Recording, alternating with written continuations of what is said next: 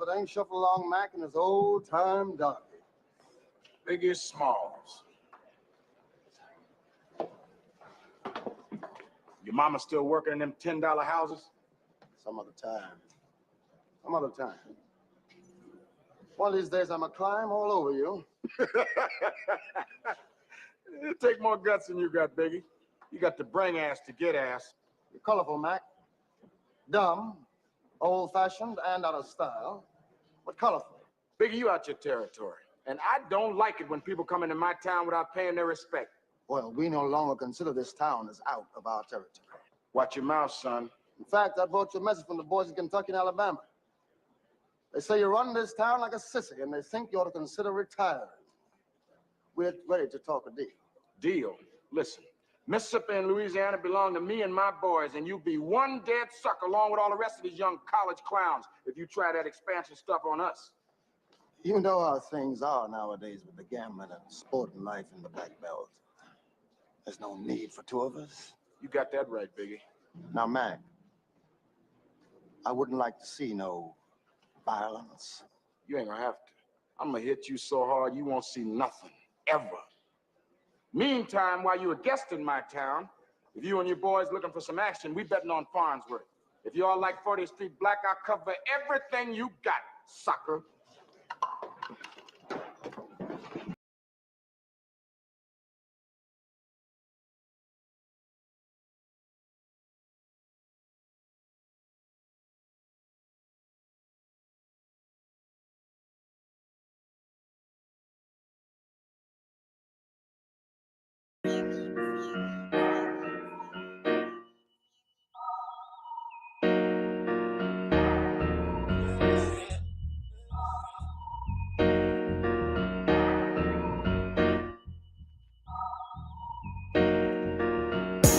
Dear God, please don't let me relapse and return to the evil that men do. Father God, I pray and ask that you help me to have mercy on others the same way I would want you to have mercy on me. Father God, I also ask that you help me to be quick to forgive and slow to get angry. Amen, amen, amen. These young dudes out here don't respect shit until you put the barrel in their ear and let the tech spit. I just might catch a case on my next hit, remove their whole face on some special effect shit. So show respect, Drake, or I'ma have a flashback. Digging through the dresser like, fuck it, where my mask at? The mash back with the banger and damage shit and say fuck everything I learned in anger management. Hop back on some east side managed shit and push a nigga's top back when I let the cannon spit. Start planning shit, premeditation. I'm in love with the streets again, rededication. Casket or cremation when I shoot you down. I was built for the smoke like a hookah lounge. I keep big shit that sound like a bazooka sound, and I shoot quicker than ain't gotta be a hoop around. Dear God, please don't let me relapse and return to the G-Ride with 3 straps. A ski mask with the case, squeezing keys apps, spraying everything from a nigga's brain to his kneecaps. Dear God, please don't let me relapse and return to the G-Ride with the 3 straps. A ski mask with the case, squeezing keys apps, spraying everything from a nigga's brain to his kneecaps. Gun on me, it ain't never for show, homie. I'm far from a bully, but I'm never a hoe. Get out of line, my Beretta will blow.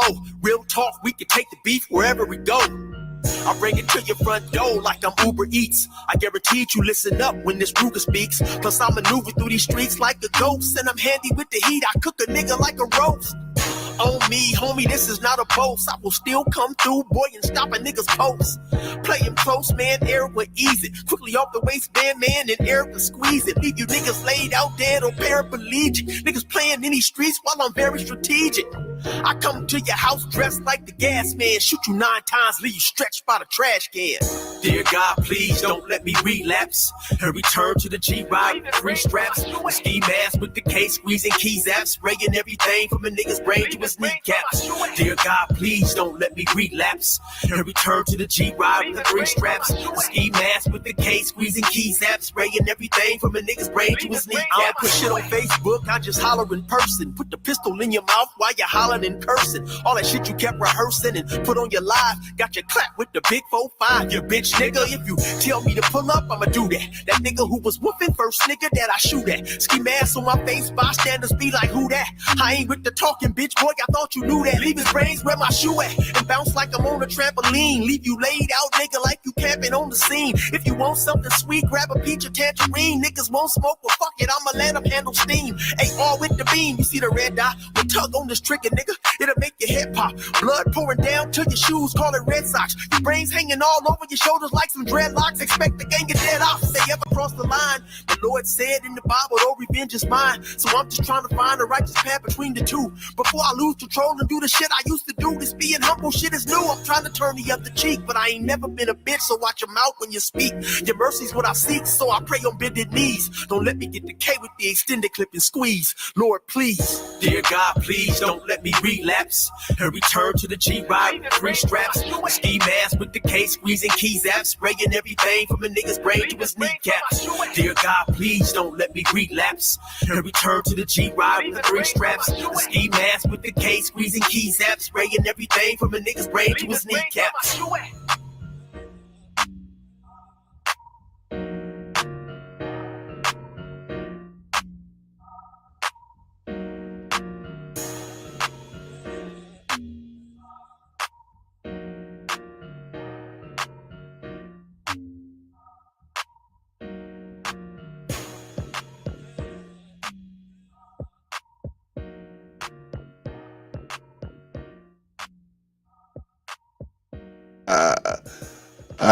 Yeah, y'all. That is Brother Eric. Y'all know him better known as 16 to Life. Brother Eric letting us use this music for free. You know what I mean? So shout out to Brother Eric. If you haven't already subscribed to 16 to Life, go on over to his YouTube page and check him out, man. Funny cat, man. Good dude. And got a lot of funny stories, man. Just go and check the brother out. Also, the brother has his own website, 16tolife.com. You can go over there and get some of his merchandise. You can get the Yard Down t-shirt, or you can get the Yard Down pullover, or any of the other stuff he got over there on his website. Go on and support some black businesses, man. I know y'all talk about supporting black businesses, but how many of us really actually do support black businesses? Going over there, it's a sacrifice to do it, but we got to do it. We got to, try to. We got to understand that when you support the black businesses, the quality and the service might not be at the level of some of these conglomerates because they don't have the money to invest in the supply chains and recruitment and all of that stuff. So we're gonna have to work with our people, man. We have to work with them in black businesses because you know what I'm saying. They don't have all the resources at hand to compete with these conglomerates in the area of service and speed and efficiency. So we just gonna have to work with them and try to encourage them until they can get there, right? But going over there and support Brother Eric, good dude, man. 16 to Life, going over there, 16 to Life, the webpage.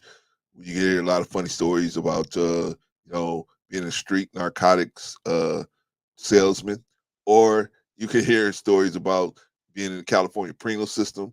My man Eric did 24 years straight time in the California penal system. He never thought he was going to see the bricks. And then finally, God smiled on him and let him come out here. And the brother's turned his life around.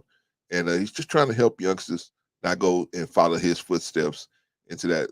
I think that's a good thing. And if you think that's a good thing, go on and support the brother, man. Drop $1 on him here or there, whatever. You know what I mean? And we got to learn, like I said, we got to learn how to support black businesses, man. We can't expect black businesses to run like these conglomerates, man. You got to have to understand when you come into a black business, can I have a ketchup? We out of ketchup. Can I have this hot sauce? We out of hot sauce. You're going to have to understand for that. You got to, because they don't have the what do you call that? The supply chain. Anyway, let me bring Rico up. Brother Rico, you there? Yes, sir. What's going on, Brother Rico? It's going well. Counting down to flight time. Oh yeah, when you leaving, man? Tomorrow or Tomorrow today? morning. Okay, tomorrow morning. Okay. Yeah. All right, man.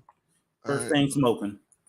All right, man. Well, have a good trip. Have a safe trip.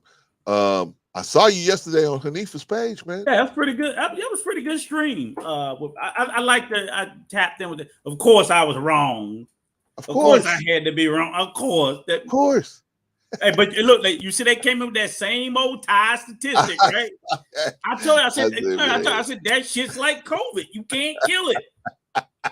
You can't kill it. That's like one of them fast roaches, right? You just cannot. You stepped on it, you thought you got it, and then it Zero, up and it ran past. It's evidence gone. of it, stat, never. But it just, I said, I will give you guys that it says the majority. No, actually, it doesn't even say that. It's all speculative. Right. And course. even the article, I'm like, dude, that article, if you read into it, is speculative. You know, and then when the guy was like, oh, the morning, I said, have you read the Moynihan report? No, I haven't. Then why the fuck are you arguing with me about it, sir? I read it. Please don't start this misinformation about welfare made the black man get thrown out the house. It's untrue. That was really one of the funniest parts of the stream that I saw was when you got yourself all ready to talk about the Moynihan report, and you said, "Okay, let's talk about it. Have you read it?" No. Right. I can't do this. Wait a minute, what? Yeah, you haven't read it. You quoting from something that you ain't read, and I'm like, because somebody told you it was in there, and I'm like, yeah, what they said was in there, but let me tell you the part that's in there also that they're not telling you. You know, so what they said was true, but they left out the part in the Moynihan report where it said that black men's unemployment fell off a fucking cliff. Yeah, man. And that's what created the scissors effect, where their employment, meaning income, went to a huge deficit. So all of a sudden, these women with children had a need to go on the government dole. And the government didn't say, the women didn't kick the men out. If the man got a job and came back making 10 times as much, I'm sure that woman would have gave up that little measly ass check. Who in their right mind wouldn't? So I'm like, y'all are literally telling me that the government was offering these women $200 a month and she gonna kick out a man making $1,000 a month. Where does that math make sense? In their heads, man. In their right. heads. I'm like, the supposition said that the men already were grossly unemployed. And I'm not saying they were unemployed because they were lazy, but when there's high unemployment, our unemployment rate is always historically 2 to 3 times of what white people are. Of course. So white people got 10% unemployment, black men got 30%. That's just the way it is. Of course. Absolutely. We have double what their unemployment rate is now. Of course. Like, why do y'all don't get this shit?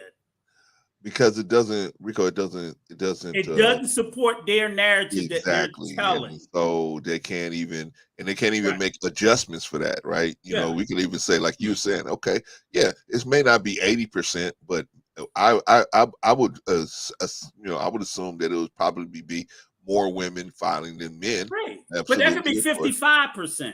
But what I'm saying, see how you make that adjustment, right? They don't even make adjustments for you know, for the obvious logical conclusions. They don't even make adjustments for that. And my supposition was the reason why they put it up to 80 because it's 55% is not going to support a narrative. 80%, 90%. Oh wow! Now we can go with that. Now we can weaponize that. You can weaponize once your percentages get above 60%. Now you can weaponize that talking point. But when the talking point is below 60%, it's like, that's half and half, right? So if you say, 55% of women fell, I'm like, okay, so that means 45% of men fell. Shit, that's almost the same thing. That's a coin toss. There's nothing salacious about that. There's nothing to weaponize with a 53% because the percentage is too small. So I'm like, all I said was, you guys have got to stop saying it if the evidence doesn't support it. And a couple of articles that's written They're speculating. I'm like, do you know what speculation is? A guess. Right. But It's just a best and guess. you should at least qualify and say, Right. I got this information from a study. Right. And then when I sat there and told them, I'm like, okay, and same-sex marriage has been around for 20 years. You know, see what I'm saying? So now I threw that in there, right? Now I'm going to throw in there all these ethnic, because America is a huge melting pot. So I'm like, you have a lot of Koreans, Indians, and so forth. You just can't look at their name and tell which one is male or which is female. Well, you got them with the whole same-sex marriage thing. They was like, huh? Because they're husband and wife and wife. Now who's the filing, right? Right. Who's filing now, right? And then I said, because on the paper, and look, here's the thing. When you file for divorce, just like when you file for marriage, it does in marriage. I think a marriage license does say husband and wife, but a divorce doesn't. A divorce says plaintiff and defendant. Okay. They don't give a fuck. Right. It's whoever is filing against the other. Right. So it'll be plaintiff and respondent. I'm filing for divorce against Clarence. Now you need to respond to it. They don't care if there's no such role in a divorce as only the husbands can file or only the wife can file. Either party can file. Whoever gets there and file first, you the plaintiff. Right. They don't. In other words, I hear what you're saying, Rico. They don't go through all the plaintiffs and say, okay, which one of you guys are women? We want to write that number down here. Right. They don't mean shit. Just pay the $500 or whatever filing fee, right? And even in civil court, they just strictly look, like you said, and look, it's when it's criminal court, Clarence, the state of California against. Right. That's criminal court. Yeah. The plaintiff is always, or sometimes people sue the state, so they'll be the defendant. Right. They don't really care about what you are. They care about what position in the conflict you are. Are you suing against them? Are you know what I'm saying? Are you the plaintiff or the defendant? That's all that matters. That's totally, completely it. And again, like I said, is you cannot go to the state of California and just look up people's divorce records. So who the fuck is doing this? I guess them guys that was on there with you yesterday, right? No, they just read an article, and I'm like, yes, there's several articles and every article I read about it, it comes up with a different percentage, but they all say that they speculate, that they believe, that they guess. None of them say they know it for a fact.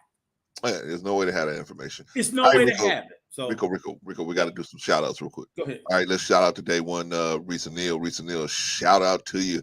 Glad to have you in the building, sis. Once again, day one, Risa. What you think about Risa, man? Risa always show up, man. Day one, ride or die. Look, she would that. What I heard somebody say. The FAFO club. She the queen of FAFO. You know what FAFO is, right, Clarence? I do not, brother. Fuck around, find out. Recent queen of the FAFO. Like I did know it was something like that, though. Fuck around, find out. Yeah, there it is. Shout out to Risa. Good to have you in the building, sis. Let's move on to the Zen Master, man. The Zen Master, shout out to you, brother. Glad to have you in the building this morning, man. Good to see you, man. Zen Master, man. The Zen Master been showing up lately, man. Glad to have you in the building, brother. Hopefully, we giving you some content you can use, brother. Glad to have you, man. Risa, man, pretty Rico. Risa, we got to get you some glasses. You're a good sister, man, but we got to get you some glasses, man, because with this pretty Rico stuff. All right, New Growth. Glad to have you in the building, young buck. Glad to have you in the building. Good to see you, man. As always. And that's a young man I can learn quite a bit from, brother. All of us, man. Wow. Definitely got that spirit, man. I love that. Big Rick Slaps in the building. Shout out to the panel and the people in the chat. Big Rick Slaps in the building. Shout out Big Rick Slaps. And I got to do it for the cats in the bay. Shout out to you, man. All right. Zen Master said, I'm FIFO. First in, first out. Got you. Zen Master. That's a good one, too. And Risa, of course, said, bro, see, I love when you say that. Yeah, you know I'm always kidding you about that, Risa. Because and that's why you see Rico don't have he ain't cammed up because you know what I'm saying? If he was so pretty, how come he ain't cammed up, right? See? It's coming. I gotta find my hat. I need to find my hat. Maybe his wife ain't there, still telling him, Rico, put a good shirt on. Wait till you see what I got for you later this week when I get over there in the island. Okay, y'all. Let's get it moving. Okay, look. I saw this article yesterday about Dwayne Wayne's son or daughter, or let's say let's say, respect her. She's a woman, or not a woman, a girl. Let me finish, Rico. Son or daughter, depending on what side of the line you standing on. Right. You know what I mean? But we know definitely not trying to show no disrespect, but just depending on the line, because some people agree with it and some people don't. So, but we definitely want to talk about where's the line. So I don't agree with it, but I respect it. That's it. That's what I'm saying. We got to respect that. Okay. If you want to be a fucking bird, you're a bird. I don't care. Well, see, Rico, we're going to talk about sometimes when you do that, you put an extra pressure on the society and the people around you. So we got to talk about that. So first thing, read the article. I got to know. Yeah. Dwayne Wade legally files to change transgender daughter's gender and name. Yeah, I did know you can do this in California. Definitely, I don't know if all over, but you can do this in California. You can change your name anywhere. I don't know if you can change your gender anywhere. That's the thing what I'm talking about. As far as your gender, you can do that in California. I think you can do it in DC too as well. Okay. Maybe even Maryland. Most of the blue states, they don't care. Okay. All right. So it looks like in the NBA star Dwayne Wade is taking legal action to officially change the gender and name of his transgender daughter, Zaya. This is happening more than 2 years after Zaya announced that she is transgender. And this is Zaya right here with the purse and everything. All right. The Blast acquired legal documents that show its Wade is asking a LA court judge to change his child's name from Zion Malachi Aramis Wade to Zaya Malachi Aramis Wade, making the transition official. Wade first described his daughter's journey in February 2020. First of all, me and my wife, Gabrielle Union, we are proud parents of a child in the LGBTQ plus community, and we're proud allies as well, Wade stated in the Ellen DeGeneres show. We take our roles and our responsibilities as parents very seriously. He shared how Zaya came out as transgender. She said, "Hey, so I want to talk to you guys. I think going forward, I'm ready to live my truth. And I want to be referenced as she and her. I would love for you guys to call me Zaya. Now it's our job to go out and get the information to reach out to every relationship that we have. We're just trying to figure out as much information as we can to make sure we give our child the best opportunity to be her best self." Wade shares Zaya and son Zaire 20 with his ex-girlfriend, Siobhan Funches. In 2013, he fathered son Xavier with Asia Monteria. Wade also welcomed a daughter with wife Gabrielle Union Kavia via surrogate in 2018. In June, the athlete told CNN, "As blessed as it is for my daughter to have parents who can support her," I'm sure you're talking about Desire, "I'm still afraid of every moment she leaves the house, and just not because of gun violence, because of the way people perceive her in this world. To me, it's a joke. This is our life. We live this. When you're out there making rules, if you're not experiencing this, come and live a day with my daughter. Come and see how it is to walk through this world as her." So what do you think about that, Rico? I mean, like I said, it's not a lifestyle that I personally agree with or I personally condone, but I also don't think it's none of my fucking business. I just really don't.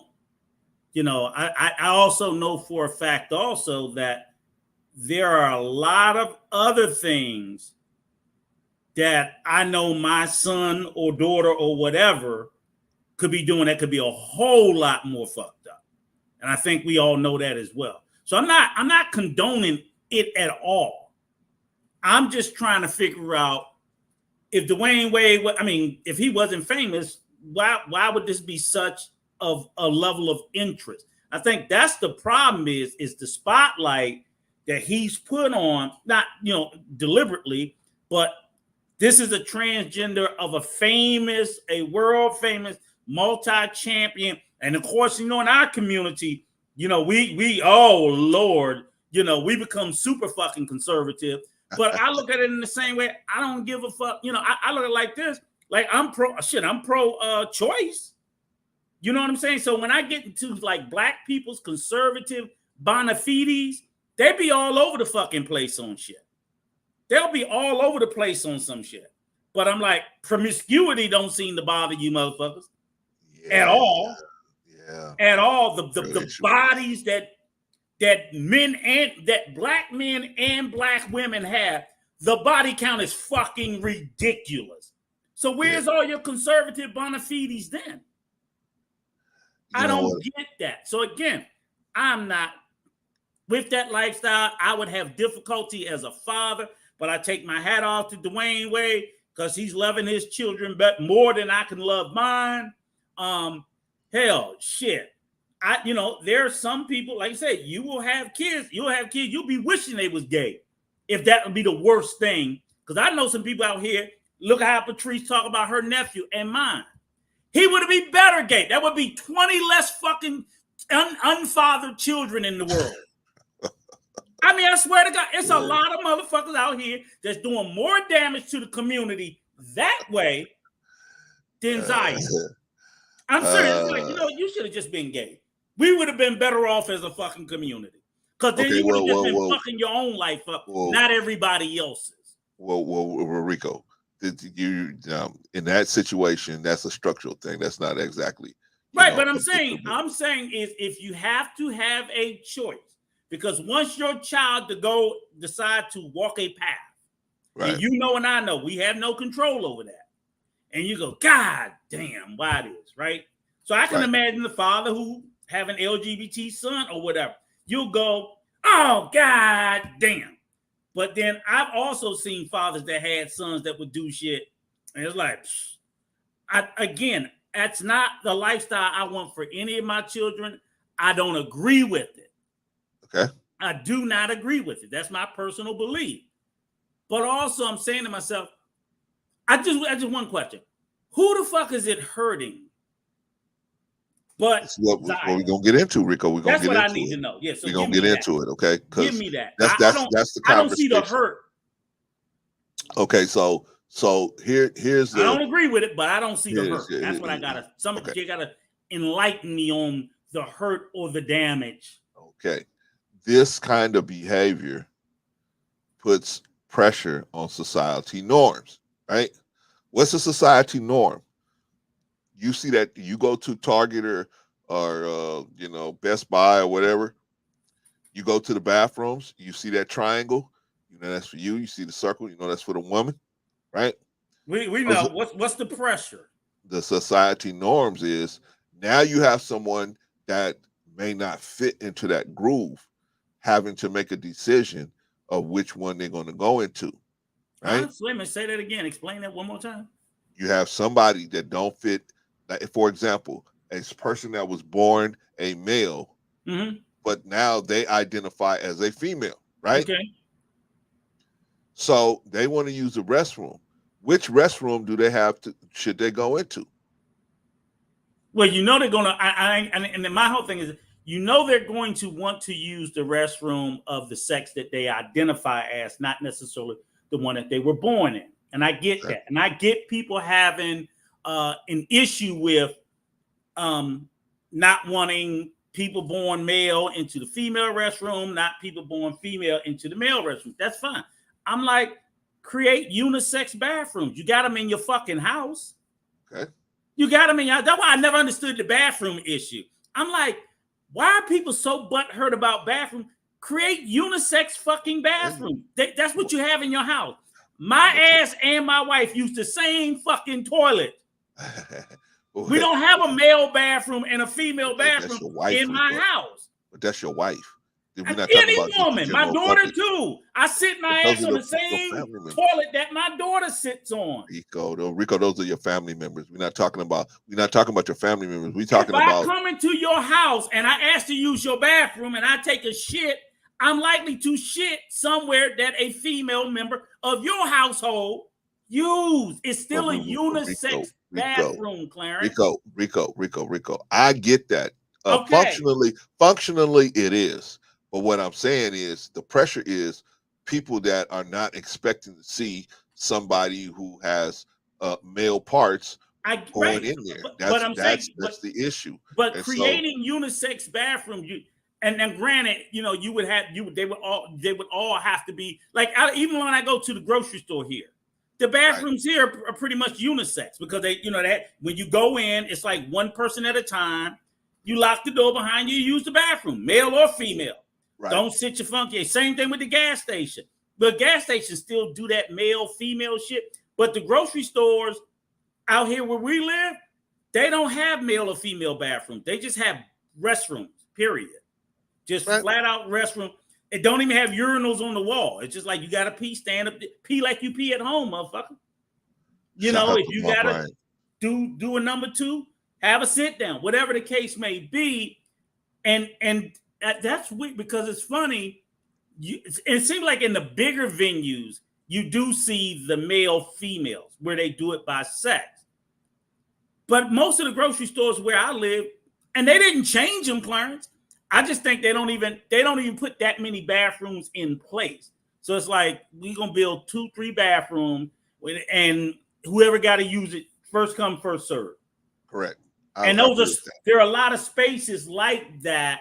So I'm not a proponent of if you were born a male, you should go in the female bathroom. No, I'm not a proponent of, especially if you still got male parts. If you was a female, you can go into the male bathroom. I'm not a proponent of that. But the bathroom issue to me is so absurdly stupid. If it's stupid, that's an easy fix. Rico, if it's stupid, I identify as a pregnant white female. I identify as a pregnant white female. Okay. So I want to go into the bathroom with the women, right? Okay. You gonna stop me, or is anybody gonna stop me? Identify as? You mean you're not, but you identify as? I identify, right? I mean, just like his daughter. His daughter's not a female, but she identifies as a female, right? I did not say that they should be able to use the other bathroom. I said create unisex bathrooms. Right, and there's a lot of places that have that. A lot of places that have that, especially out here in California. I don't know about if they got it, then it don't matter who uses it. Anybody can go in there. They have a lot of sex now here, but my issue is particularly when a person that identifies as the opposite sex goes into the opposite. Goes into the other bathroom. How is it working in California? You say they have the unisex bathrooms. You tell me how. Oh yeah, it's pretty much cool. You know what I mean? Unisex bathroom is pretty much cool. So that works out so that nobody has to really have an issue. I'm just pushing it. Like I see. Right. I'm just pushing the issue that because we're gonna see that there's some people that have a problem with that. There's times where there is no unisex situation. But I get that. But those are people who are. And I get that the bottom line is when we as a society get set and stuck in our traditions, that's why we find such a hard time finding our way. And again, I am not saying that, you're born a male, you should use the female bathroom. You're born a female, you should be able to use the male bathroom. Nope, I'm not saying that. I'm team against that. But I'm team for, hey, just make a bathroom.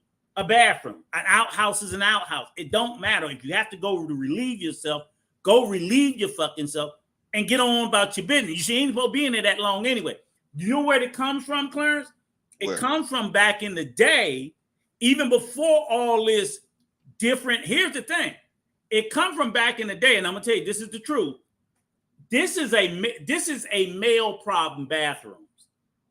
Because you know where it comes from, Clarence?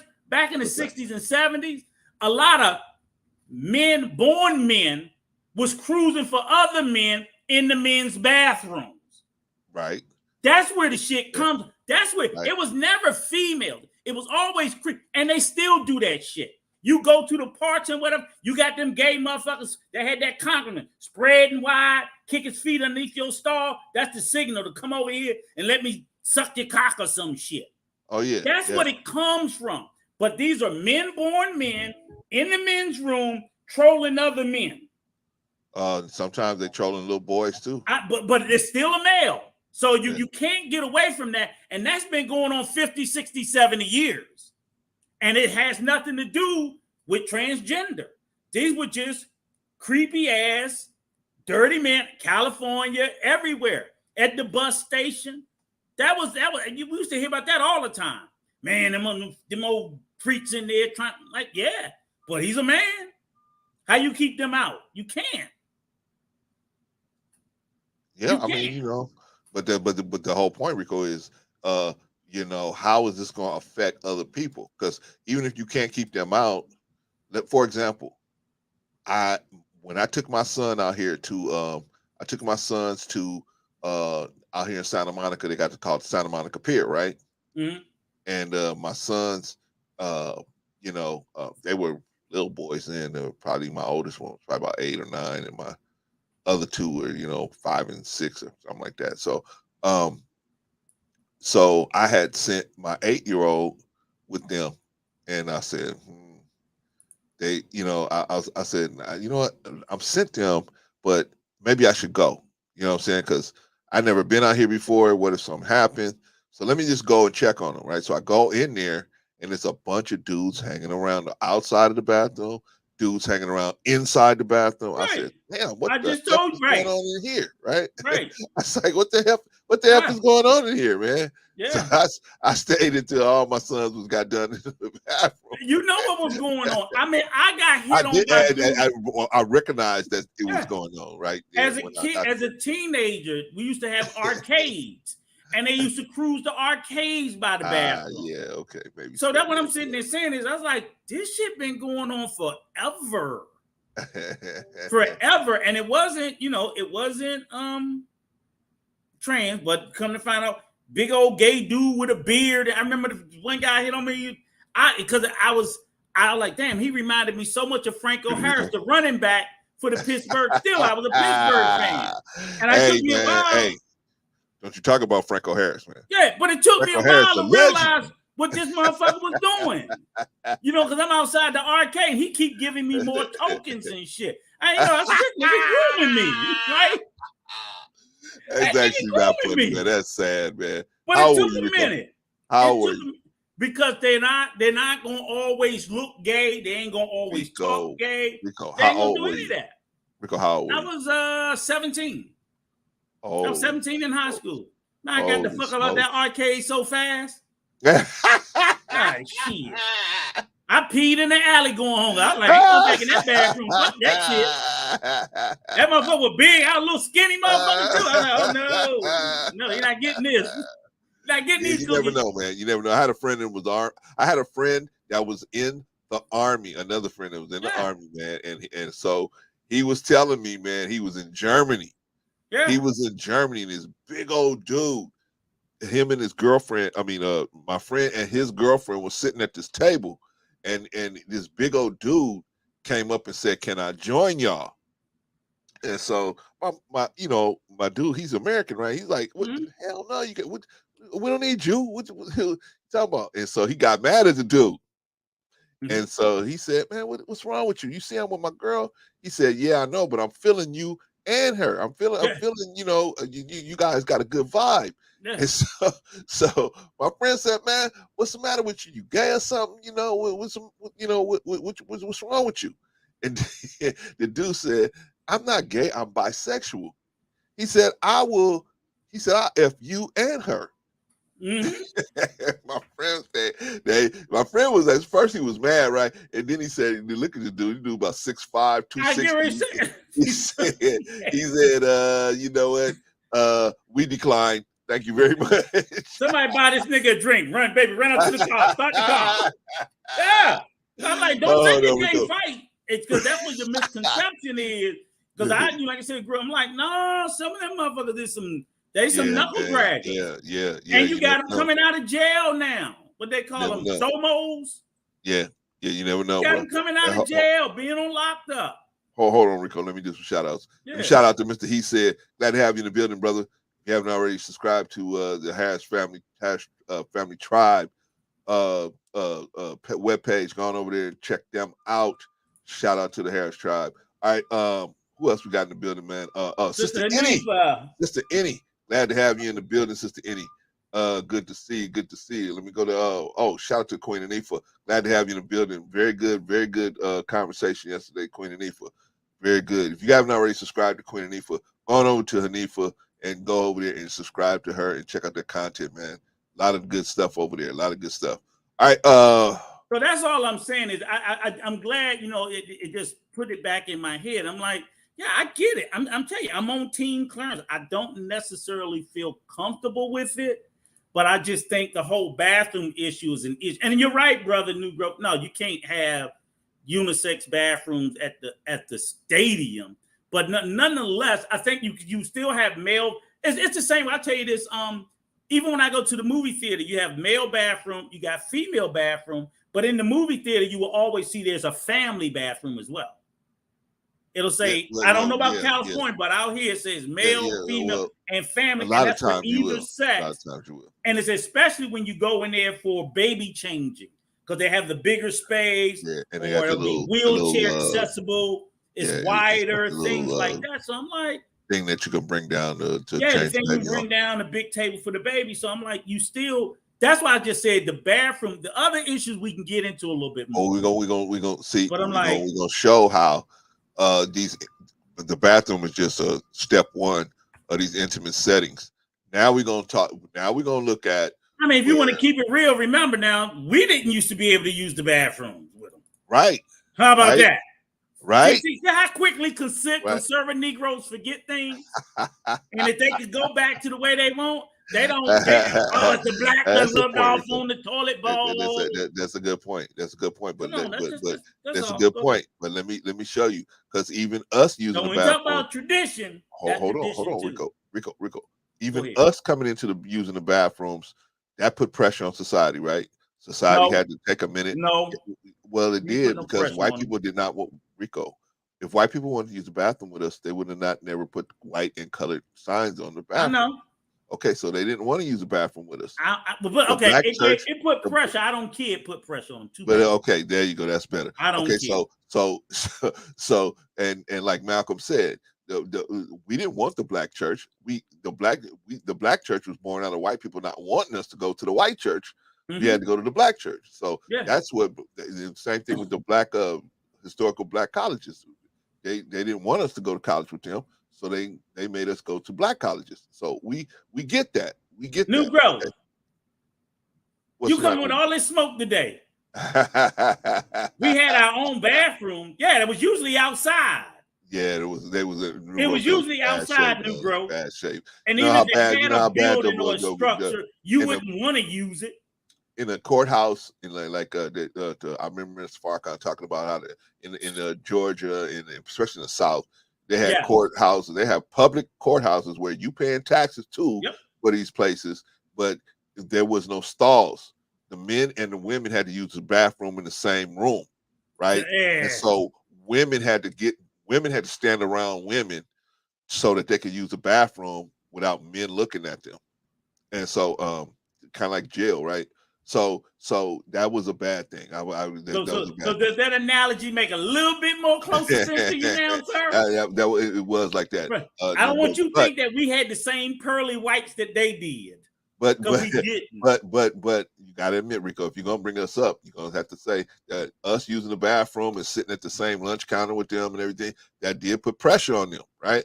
But I don't care. You're right. Right. Okay. So here I'm showing you that it took time for them to just realize and recognize that that's not really a big deal, right? So now we in the same place with this situation. How long is it going to take for people to recognize that, hey, man, as long as you ain't affecting my life, right? Okay, so whether I agree with you or not, right?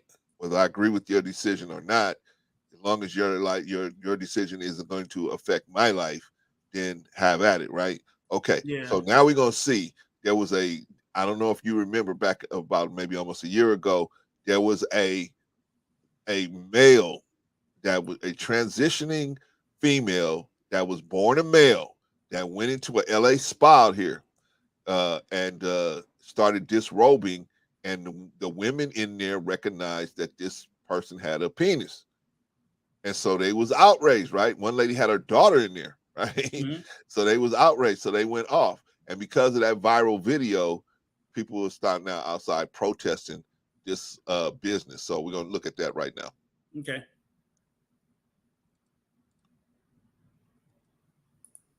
No sound, Clarence. Okay, let me start it over again. Demonstrations today in MacArthur Park over trans rights outside a spa that suddenly finds itself in the midst of controversy. This happened after a woman's video post went viral. That woman was upset a trans woman was allowed to disrobe in the women's section of the spa. The spa is defending its policy, saying it complies with California law prohibiting discrimination, and they, quote, strive to meet the needs of all of their customers. Today, those who oppose the policy, as well as those who support trans rights, demonstrated outside the spa.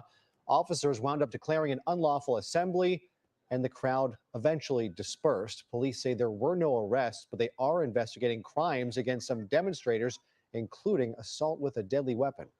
Hello, I'm Mark Brown. Get more great ABC7 content by clicking the subscribe button for our YouTube channel.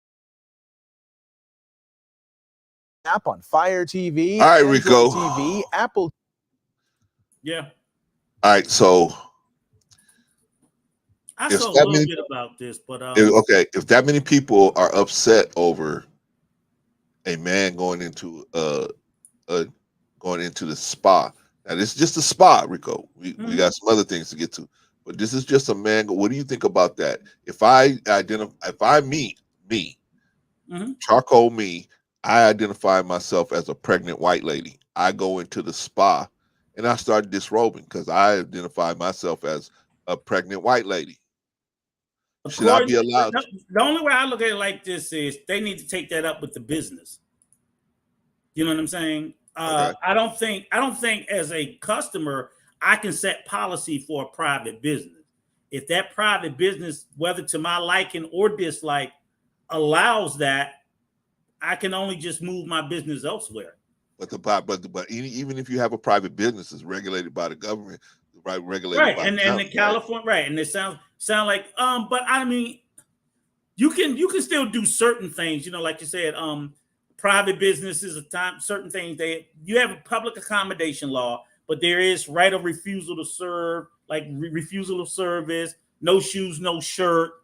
Some places they let you come in with no shoes and no shirt. Most businesses won't. Yeah, that's a business decision. That's not a state decision. So some businesses, if you had a business on the beach, they'll let you come in there from the beach with flip-flops and no shirt and whatever, as long as you buy more stuff. Right. Most businesses gonna say no. Right here in Venice Beach, yeah, they'll let you walk in on. Yeah, right. Damn near naked. Other businesses gonna say no. So there are a business can't go against state laws or certain, discriminatory policies locally, statewide, and federally, but they can go any further. And certain things, like California is saying you can't discriminate against orientation. But then what if it was in Alabama who'd have no such restriction and the person still allow them to do it? That's what I'm getting at. So again, I get the people being upset. Oh yeah, I'm a woman. I don't want to be in there. And he come in with a ding dong. Right. Complain, get your money, cancel, and move the fuck on. Because if that spa owner says, okay, I don't care. Now, be honest with you. I could be a spa owner and say, look, instead of me catering to 20 white women, right? What if this area has a huge LGBTQ community? Now I'm like, shit, fuck that. I'm trying to get that bread. So I got 20 conservative white women, or I got 1,000 LGBT people. So sometimes I think these business decisions don't give a shit. When they make a business decision. So when you in San Francisco, certain pockets around the country, where they have a huge presence, fuck you and your conservative bona fides. Right. They're going to I don't think cater. it would probably be an issue in Atlanta, right? Right. They're going to cater to, and that's all I'm saying. That's just a reality. So but I would suggest if you feel that strongly about it, your ass might want to look to move because you're going to be in an area. I mean, why be in an area? Like I said, I'm not going to move to Atlanta and complain about the LGBT for what? The hell I moved to the LGBT capital for? And then complain about it. I can't do that. Hold on, Rico. Let me do some shout outs real quick. Shout out to Brother Marcus. Glad to have you in the building, my brother. Good to see you. Brother Anderson, my Taurus brother. Glad to have you. We back in here again. What's going on with you, man? All right, Rico. Yeah, that's all I'm just sitting there saying. So I mean, white women cry about everything. Fuck I care. They're always crying. You talking about the defend Karen? They get it. Fuck Karen. They get it. Fuck Karen. And gets what she wants. And look, and they'll be reporting your ass. Look at that black man. I'm a white woman. You know how they got Terrell Owens' ass. Okay, no, fuck Karen. As much as they be calling the police on us, hell no. I ain't about to defend no Karen. You be the first motherfucker to get shot. The only one, but let's be clear, Rico. The only problem we have is when they call the police on us and we're innocent. You know, we don't have no problem. And that's 90% of the fucking time. That's 90% of the time. We're guilty just for being black around now. They call the police on our kids. That little black child selling a bottle of water. Oh Lord, he got a grill. He got a grill. But Rico, let's not make it out. Let's not make it out to be that's most of the issue. That's Karen's, not yeah. most of the time. Karen's, yeah. And well, those type of people, I'll give you that. But, white women at a spa is Karen. Every white woman is not a Karen, though. Every white woman at a spa is a fucking Karen. Why you say that, Rico? Why? Because that's what they are. Okay, with their Starbucks lattes, they fucking Karens. They fucking Karens. Okay, and I don't agree with it, but I'm like, I mean, if you told me it was a Planet Fitness or a Gold's Gym, I would understand. I'm like, okay, that's a gym, but a spa, yeah, that's fucking spa. Karen. That's a Karen with their lattes and all that. Their cucumber makeup, yeah, okay, whatever. Fucking Karen. Just because somebody goes to a spa don't mean they drink lattes, Rico. Yeah, they do. Come on. And their soy milk, fuck them. All right, this is a transgender MMA fighter who has broken the skull of her opponent. I'm 100% against any of them being in sports, period. Flat out. I don't give a fuck what it is. That's what I was looking for, Rico. 100,000% when it comes to sports, no. Okay, so now we want to get into where's the line? Where's the line, Rico? Okay, sports, combat sports, any sport. It could be fucking tiddlywink. It could be a card game. Nope, I'm against it. It could be bowling. It could be golf. So you are sexist then? Yeah, when it comes to sports, yes, 100%. Okay. That's illegal, Rico. You're breaking the law, Rico. Rico, you're breaking the law. I'm breaking that one. I don't know why they need to do the sports any fucking way. Well, they can't compete with the men. Yes, they can. Well, no, they can't because most of them, like this guy was like 0-4 in men. He was no fucking good. Yeah, but it ain't stopping him from competing. But they beat the brakes off of this other. Because he's no good. Yeah, but he beat the brakes off this other chick, right? Right, okay, because which he got an advantage. He got an advantage by being physically stronger, by being born a male. So his advantage was being her advantage was being born a male. Whether and I can get the premise of them saying on the inside, I emotionally don't identify.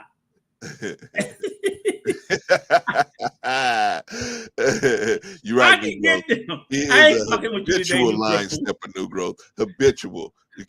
Well, what I'm saying is, I can get them saying inside emotionally, I don't feel like I'm a man. I get that, but your emotion's not gonna be in the ring. Your fucking body is.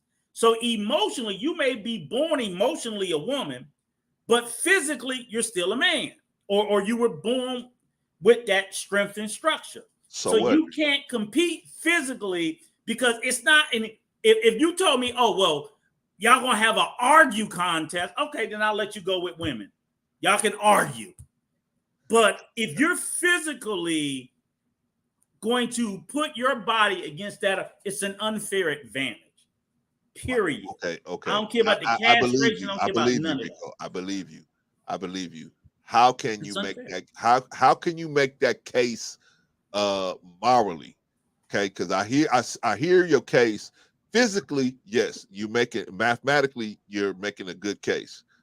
Morally, which is the issue in the society, morally, how can we say, okay, it's okay for you to go into the bathroom, but now here's the line, and how can you put that line there? I'm not saying that it's morally okay for you to go to the bathroom. I said unisex bathroom. That's just where I land. I don't go any further. Trying to get their understanding. I mean, I will look at it one way. I ain't gonna show y'all no pictures of me 20 years ago. Like, damn, that is kind of close. I ain't had no facial hair either. Damn. I mean, the only thing I'll say is, like, I mean, what's the function of a bathroom? To relieve oneself. I mean, that's if there's any argument, they're going to scream to the high heavens, I just go in there, take a pee, take a shit. Okay, well, fuck it. That's all you're doing. But when you talk about as far as let's be honest. What? We as men, me, you, probably every other man listening. Start hiring bathroom monitors. What the fuck? You need to go to the men's room anyway. Look, you needed one for your sons. Rico, they're about to get your sons. Man, they're about to get them. They was hawking them. Hey, so Rico, we've all done this as men, right? You in the men's bathroom was locked, and you just say, "Shit, I have to go in the women's bathroom. I just have to go," right? Yeah. One night, women run and use the men's bathroom. You ever been at the game when the line is long? That woman will haul ass in there and say, "The hell with this, I got to go." One time, man, when I was, I don't drink, man, so I was young, and so this girl I was going out with took me out for my birthday, right? Took me out to this restaurant. I had never been there before, and so and she said, "Hey, let's I want you to drink a little bit. I want you to see." I said, "Well, I don't drink." So now I'm drinking. You do anything for a little tail, though, won't you? Well, I felt like, hey, man, she went through all this trouble. I was like, okay, well, she went through all this trouble. Let me, and she's driving, so let me go.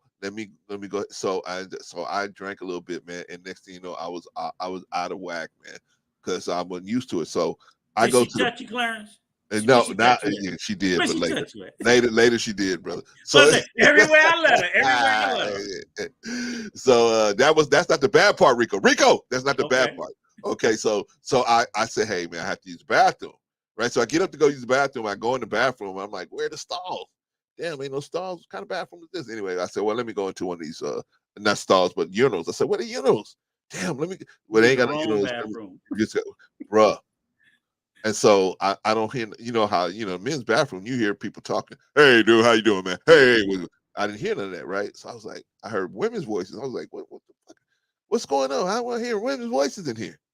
I said, but I don't care, So I use the bathroom. I come out, man, and I come to wash my hands. And there's women at the sinks, right? So I'm like, what are y'all doing in here? They go, what are you doing in here? I said, this is the men's bathroom, right? They go, no. This is the women's bathroom. You damn drunk. Let's come out of there, dude. I looked at them. I said, damn, they right. Okay, so Clarence, so you tell us how we gonna get them into the women's bathroom. You do this scene like regularly. You should be on their side. Oh, that's why we talking about this, Clarence. That's why we talk. You want me to come up and help you figure out how I can do it again. Rico, I was dead wrong, Rico. I was dead wrong. Yeah. That's what I'm trying to say. So and luckily for me, everybody kind of understood. They could kind of see that I was a little inebriated. So they kind of understood. They didn't really trip, right? But they could have went, we're gonna go call the manager, right? Mm-hmm. They could have did that, right? But they could see I was a little disoriented, right? So they thought it was pretty funny at that, you know what I'm saying? But what if it was that one chick, right? That Karen you talking about, that one chick that was in there like, oh my God, I gotta call the manager, this guy's in here right now, right? Yeah, well, that didn't happen. That happened. All right. So my point is this. how do we draw this line? How do we draw this line?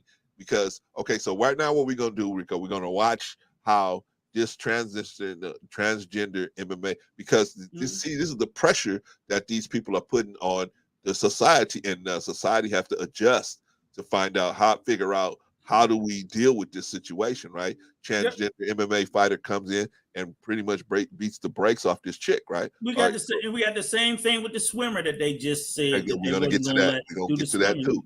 Oh, okay. Get to that too. All right, so let me play this one real quick.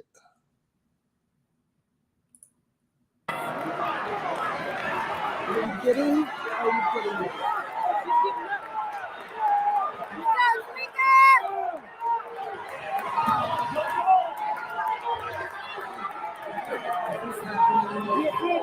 getting her ass whooped by a man.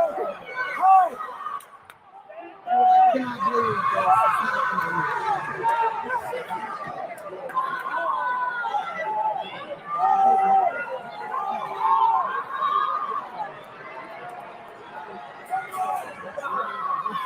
Get up!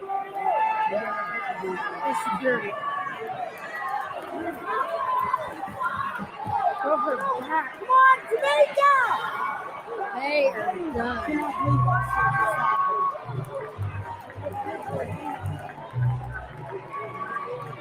She is bleeding everywhere. All right, Rico. In this situation, that transgender woman broke the skull of her opponent. Yep. Or his opponent, right? Now, Zim has to say, me and you would get arrested for doing the same thing, right? Yeah. They should have. And here's part of this too. All right. So when we talk about like these contact sports and things like that, the government is not stepping in telling them that they have to allow this. Right. That's not a government thing. These dumbass fucking, same way with the NCAA. The government didn't say they had to let that transgender swim against those women. I think what they thought was that they wouldn't be that successful, and because he was so wildly successful, I don't think we're gonna see that happen again. What? You know, with the swimmer, and you don't see this like MMA. Why MMA allows this shit makes no sense to me. You don't see it in boxing, and you got female boxers. They ain't letting no females go in there and box no males.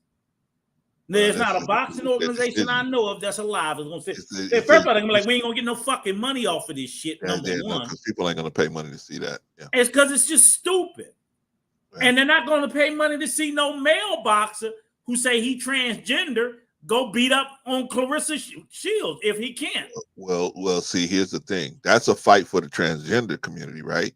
They should be the ones saying, "Hey, this person is trans. There's no reason why."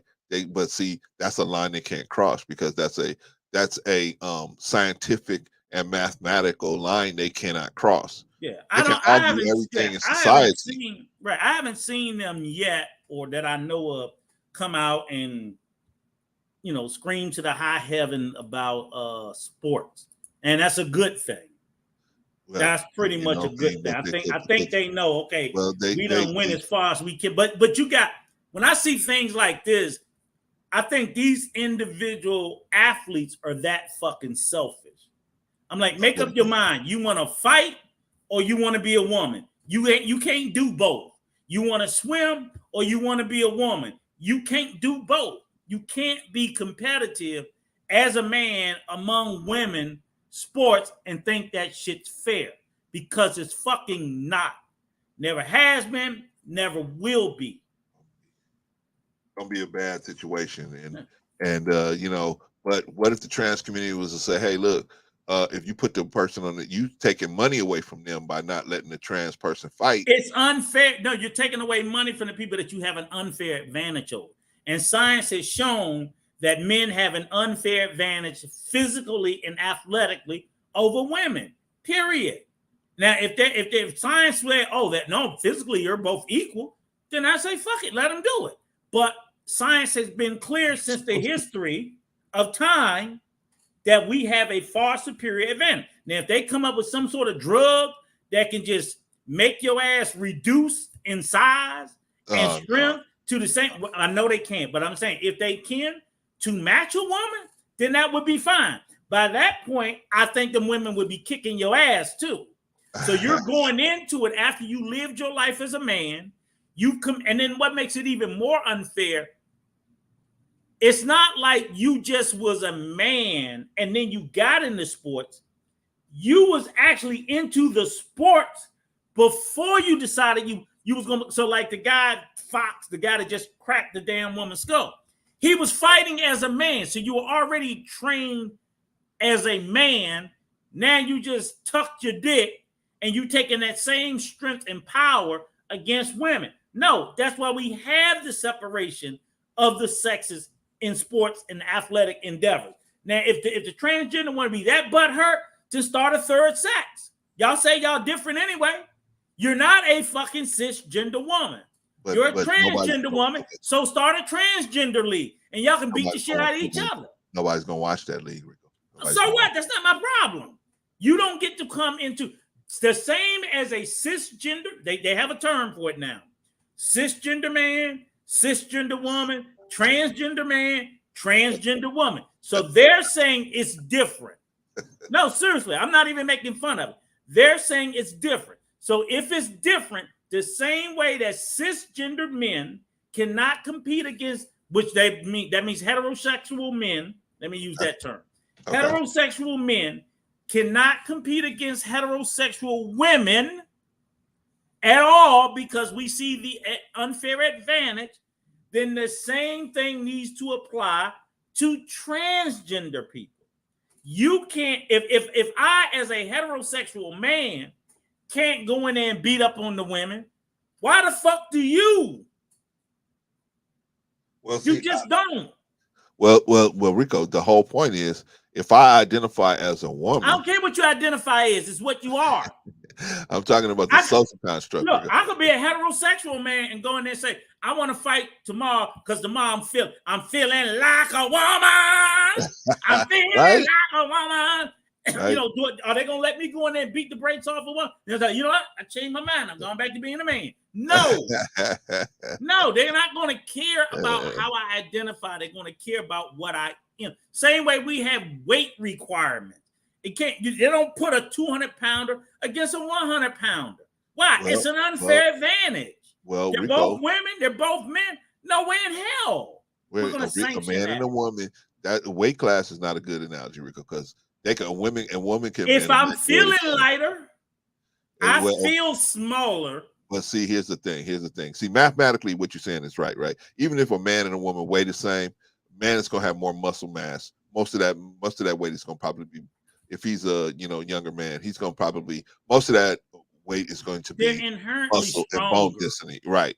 So I get what you're saying, but I'm trying to see the society has to be the one to come in and say, here's a line. Here's the line. Okay. So the line is sports, right? Yes. You're equal on everything except sports.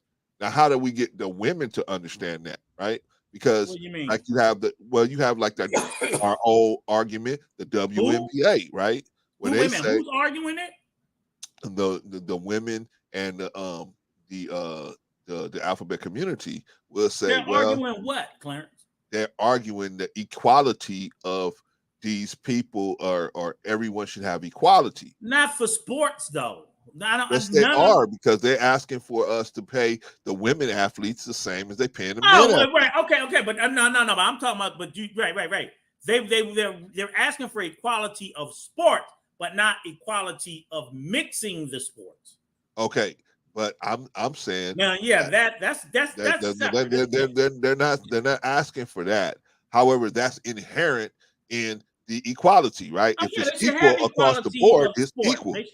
They should have equality of sports. I don't know necessarily the pay, but they should have. I think they should have equal opportunity, because listen, equal whatever. Listen, Rico. The WNBA is sexist. It actually breaks the federal law because you're not supposed to discriminate against somebody based on their gender. But you are not supposed to, you cannot not hire somebody because of their gender.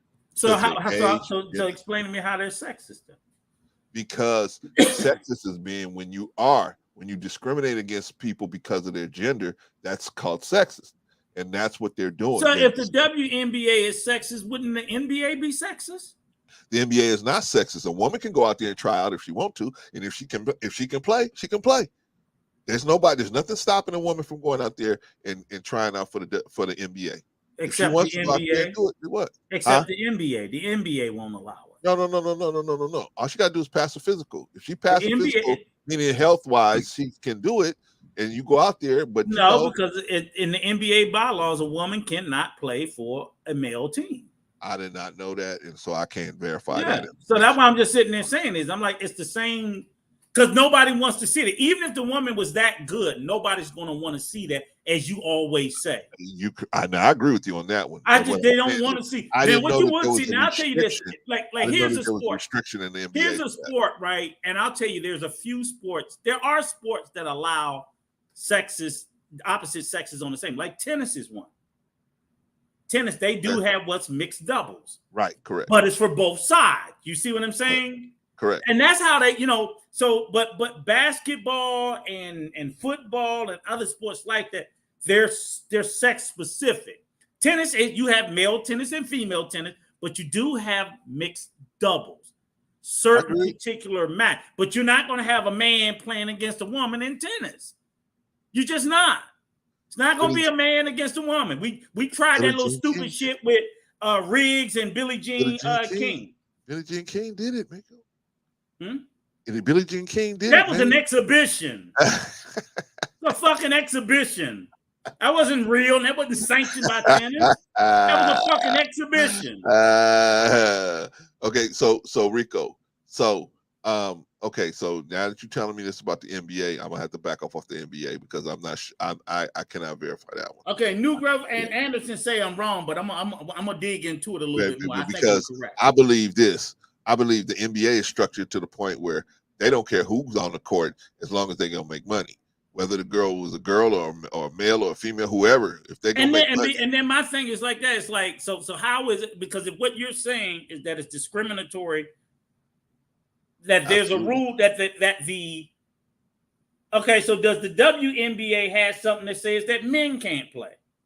They obviously have to, because if they could, if they did, men would be trying out for the WNBA, and they would. What man in their right mind wants to try out for the WNBA? We already saying they don't make no fucking money anyway. So they're getting contracts, and it'd be easy money. No, it wouldn't be easy money because there's still nothing saying that they're going to get picked. But what I'm saying, I don't believe a woman would ever make it. For the ones that would get picked is what I'm saying. For the ones I don't think any of them would get picked. Why not? Why would you pick them? It's the WNBA. But that's my point, Rico. No, my point is why would I pick them to play in a league? You're not good enough to play in my league if you couldn't make the league with the guys that you're supposed to make it with. If you ain't good enough for the NBA. Now, you may be better than everybody in the WNBA, but if you ain't good enough for the NBA, you ain't good enough for us. Why? That's what I kind of wonder, right? But see now that like Zen Master, that's what I'm wondering too.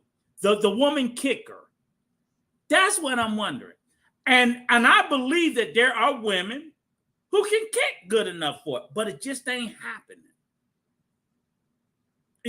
Now, look how long it took them to even get an official, and just now started putting a couple of coaches on a few teams. And 50% of their fans are women. Yeah. So,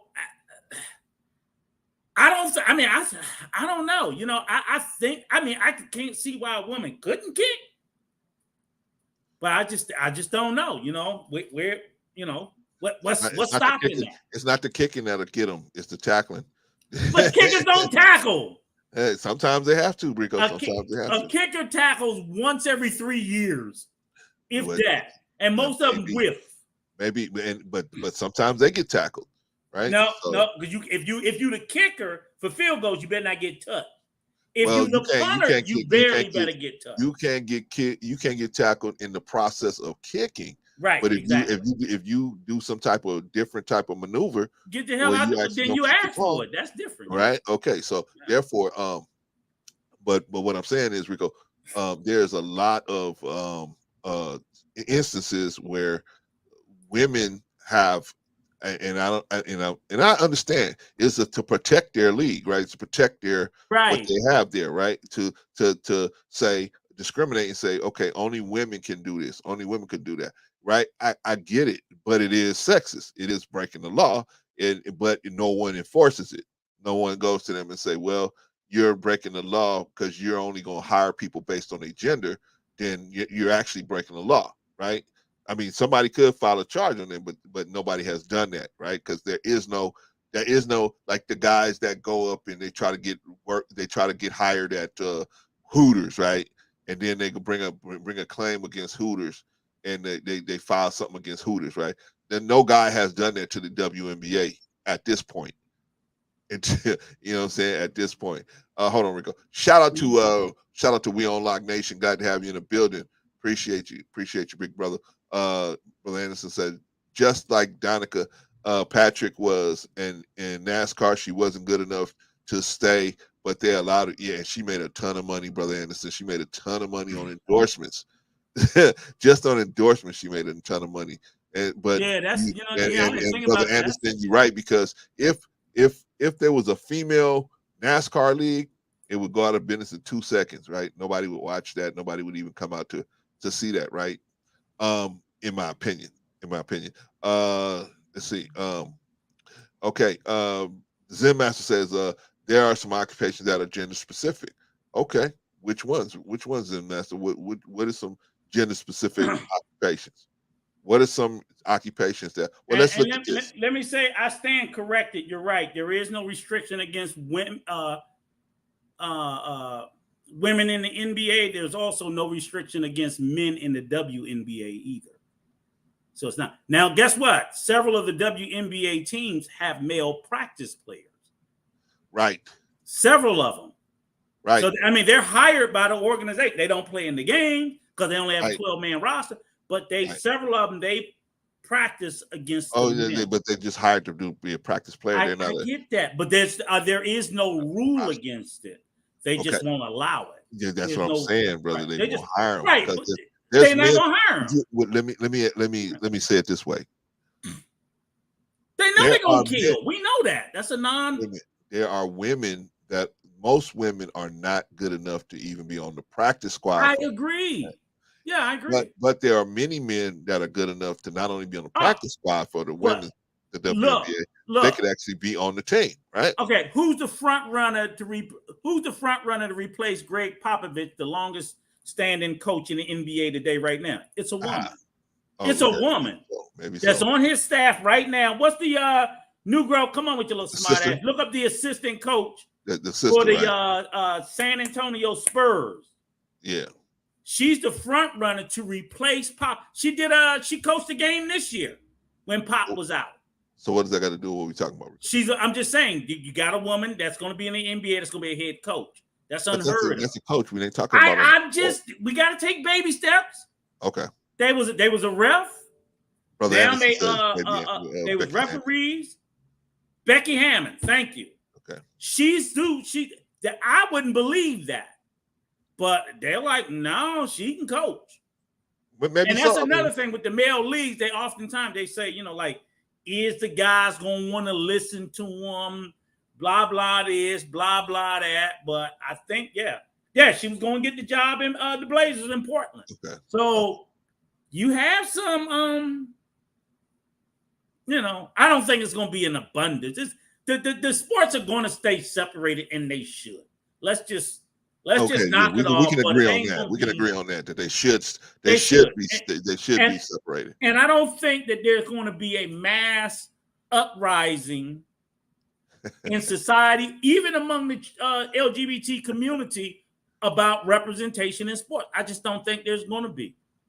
I just don't see. I don't even think it's that many of them that even want to do sport. You want to be a damn girl, you want to be a girl.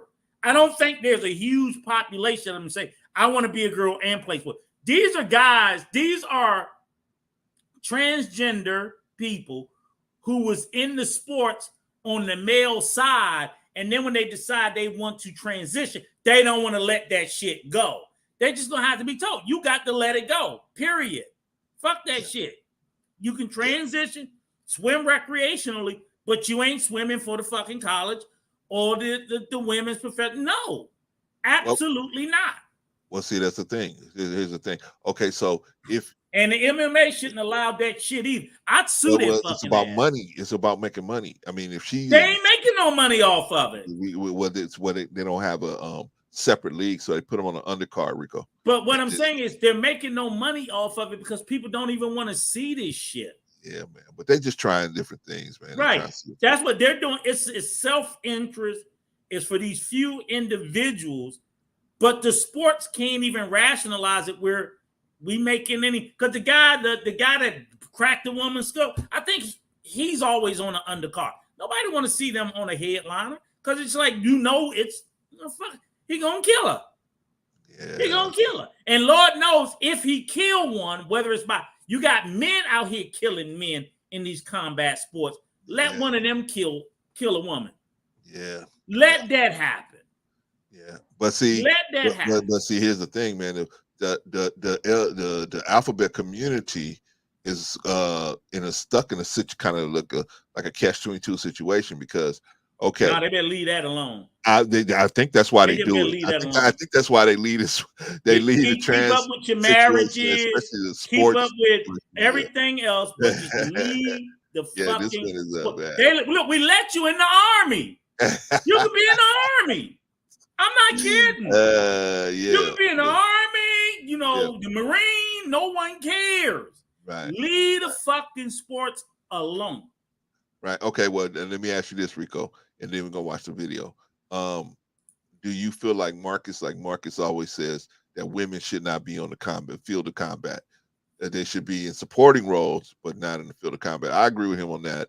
What do you think? What's your opinion on that? I don't agree with that solely. For the most part, I do, but absolutely I do not agree with it because you could be a male unit somewhere and your ass could be in a world of fucking hurt. And it might only be some women that can come save your ass, whether they're helicopter pilots, whether they're an artillery unit,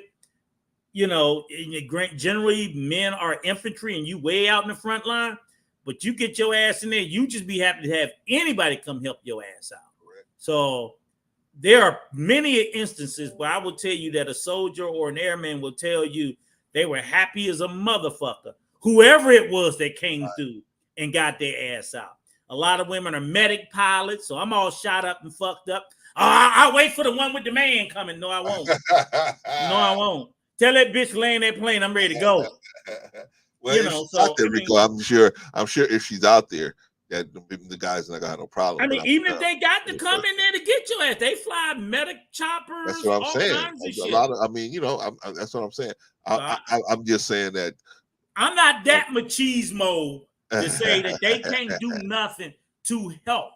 I wouldn't want to put them in front of me.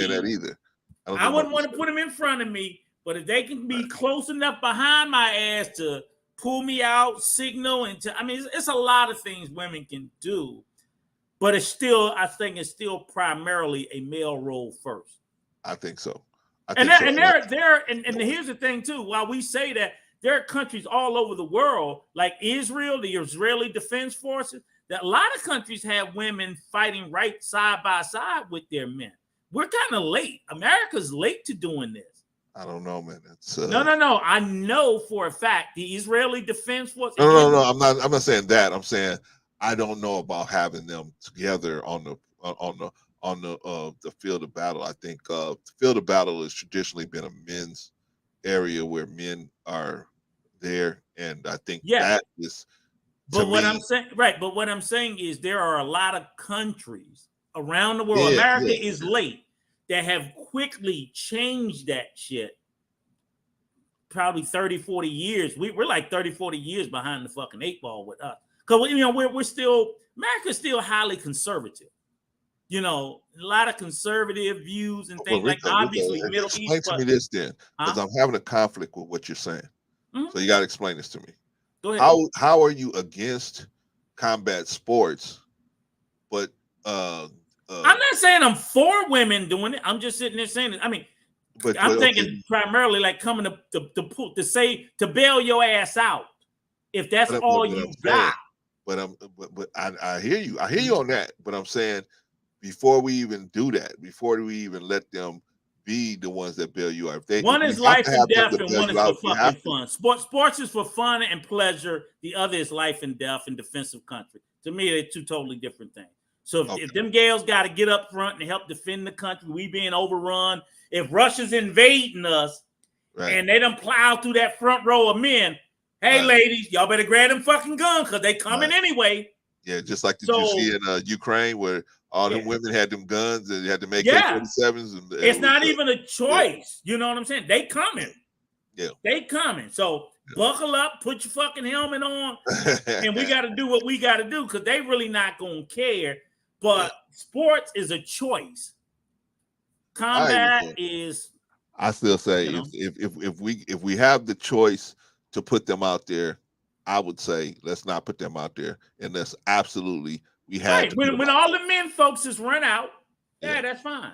I agree with that. That's what they did in World War II, right? Yeah. All the men were gone, and nobody left to fight. Nobody was able to work in the factories, right? Yeah. They had to hire women. Wasn't no choice about we don't need women, and you had to hire women because the women were the only ones left. Then what they found out though too was through that being forced to do that, they found out guess what? They were just as capable. Right. They're like, what the fuck? Yeah. Oh, we thought y'all could do nothing but cook. You mean you can do something other than cook and have babies? Yeah. Yeah, we can. We can think and we can build shit too. So when they were hooping and hollering about men build the world, women like we can build shit too. Right. All right. So we're gonna answer this question when we come back, Zen Master, because I want to see this video real quick. Yeah. This woman that beat the brakes off of them and swimming. Damn, man, I keep putting the sound down. And controversy. This morning, victory. Thomas wins the NCAA championship. And controversy. Leah Thomas, a swimmer on the University of Pennsylvania's women's swim team, has become the first openly transgender athlete to win a Division I NCAA championship. I try to focus on my swimming, what I need to do to get ready for my races, and just try to block out everything else. Outside of the arena, dueling protests. This isn't about hate. This is about identities. Do not play sports. Bodies play sports. And Leah Thomas will always have a male body. This dog whistle for transphobia. If we are going to allow Leah to compete, then we need to give her a chance to win. This protester inside the arena holding up a sign reading, "Save Women's Sports." Thomas competed on the men's team for 3 seasons before undergoing years of hormone therapy. But critics argue Thomas still has an unfair advantage. Nancy Hogshead-Makar is a women's rights attorney and former Olympic swimmer. Leah Thomas has been through puberty. So that's 10 years of having testosterone, making broader shoulders and bigger lungs and strength. Hogshead-Makar wrote a letter to UPenn last month, signed by 16 athletes on the school swim team, saying, quote, Leah holds an unfair advantage over competition in the women's category, as evidenced by her rankings that have bounced from number 462 as a male to number 1 as a female. But another trans swimmer, Isaac Hennig of Yale, who recently competed against Thomas, argues otherwise. Trans athletes have always existed. We will continue to exist, and we deserve to play the game just as much as everyone else. Earlier this year, the NCAA changed the rules on the participation of trans athletes, eliminating blanket requirements and allowing each sport to make its own regulations. See what? They said they went from the NCAA had a blanket regulation, probably forcing them to let her swim. Now they're going to each sport and saying, nah, we'll leave it up to you. So now the swimming can say, hell no transgender people to swim against the women. But you know what's funny about it? This is the crazy part about it. They will allow it in reverse. So it's not an advantage. I mean, seriously, it's not an advantage because like that other. What do you mean in reverse, Rico? What do you mean? In other words, they would probably allow Now, certain sports gonna probably say no transgender at all. So I don't see a football team saying, because they probably won't make it. And even if one of them do make it as a kicker, saying, oh, you can't have a transgender, someone that was a female that remember, it goes the other way too, Clowns. You can transition from female to male. So I don't think a male sport's going to care. No, they're not. Do you see what I'm saying? Right. So, but a sport like swimming, you know damn well if you don't put that restriction in, then you're going to get this situation here with Leah Thompson. So they almost have to do it. But if you're basketball, will probably do it because they're not going to want a transitioning male basketball player to female. Football probably won't, but you don't have. It's coming. No, I'm saying football probably won't put it in there because of the fact that if you transition from a woman to a male and you can make this team, you deserve to be on it. Right. But it's the bigger sports to the weaker sports where they have to restrict it. Right. But if you're like, okay, we're doing football, they probably ain't gonna care. But all the male to female stuff, they're gonna put in the restriction because it's this here. She didn't just win. She broke all the fucking records. Right. All of them. It went to number one, right? Ranked number one. Didn't just become number one. She broke all the fucking records, and those records may not get broken by a woman. Okay. All right. Hold on, Rico. Let me do a shout out real quick. Shout out to Vagoda. Glad to have you in the building, sir, or female, whoever you are. Okay. So let me answer. Let's answer this question, Rico. Zemas says menstrual cycles are cited as a reason to keep women out of combat arms. Is this valid? I don't know. I don't know about in 2022. I don't know about it. It's been what they've always done. I just think it's starting to fall to the wayside. You know, as we get more technologically advanced. I think women. I think that that has some. But I'm saying I think as we get more and more advanced in science and so forth, it's nothing to do to that I'm aware of that can make a woman's menstrual cycle go away. But you can probably better mitigate it today than you could.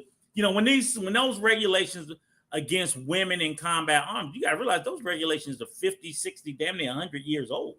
Right. You know, and we've just recently, they just recently allowed women into certain combat arms fields.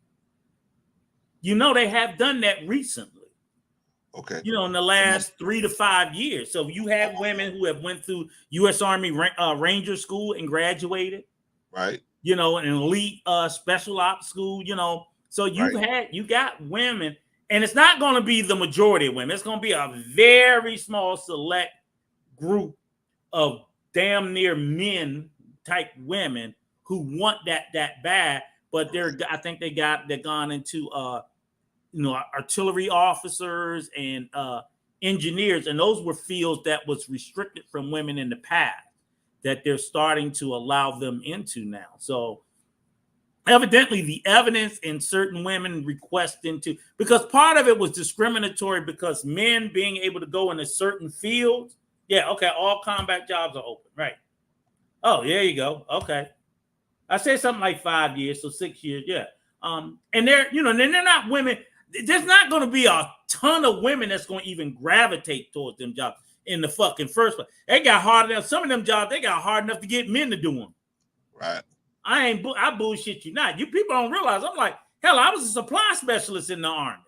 Right. So I'm like, it's a lot of motherfucking dudes ain't in there about that infantry life. They're like, oh, hell no, I'm HR. I'm cook. You know, that shit is hard.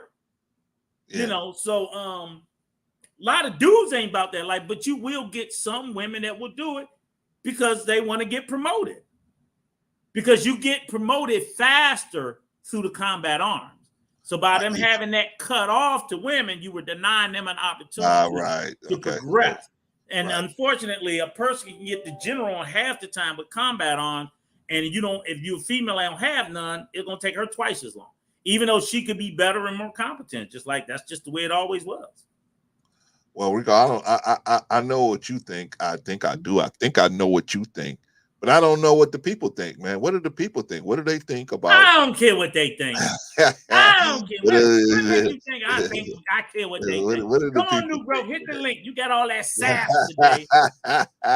You got all that Man, sass. come on up here, new growth. Whoever else want to get up here, Marcus. Whoever, any one of y'all. Yeah, want come to on up here with your bullshit too, Marcus. You know, with your misogynist ass, Marcus.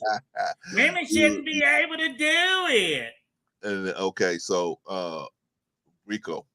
Yeah. There's a line, right? There should be sports.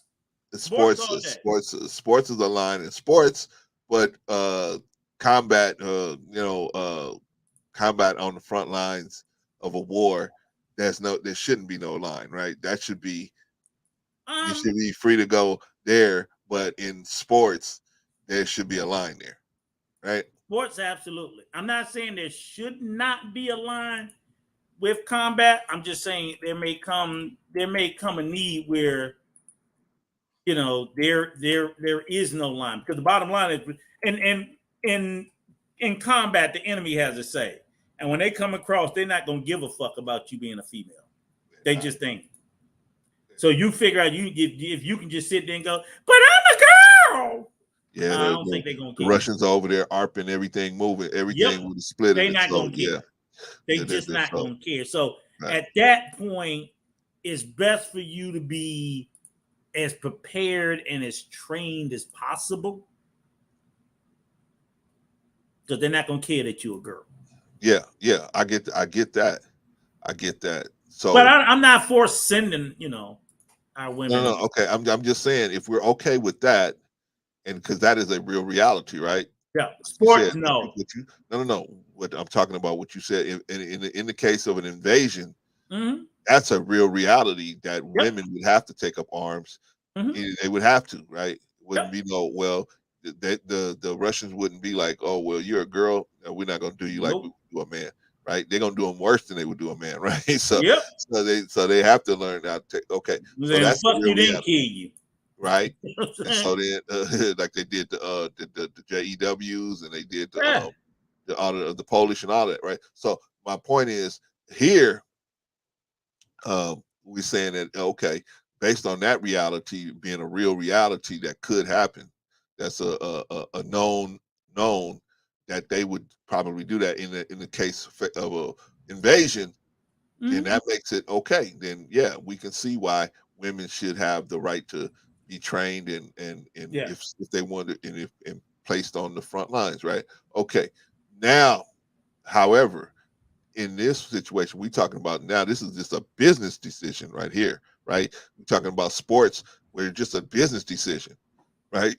It's not good, but it has nothing to do with whether somebody's going to live or die or anything. It's just a business decision. Can we make money in this by showing this this conflict, right? Can we make money showing a transgender man beating the hell out of a woman, a natural woman, right? Right. Now that's a different thing. Or can we make money showing a female basketball league that has ringers in it, like guys that they were good enough to they weren't good enough to make the NBA, they weren't good enough to make a G League team, but they could still dominate in the WNBA. Exactly, right? Yeah. And we throw them a contract, right? Throw them a $50,000 contract or whatever, right? So that's the line then. Whether we can is the line is whether we can make whether it's a business decision, right? Yeah. Okay. Now, I just like you said, business. Yeah. I guess if there was money to be made off of watching men beat women to death, they would let them do it. But I don't even think there's no money to be made off of it. Okay. And the reason why I don't think men would watch that, and if men ain't gonna watch it, women ain't gonna watch it.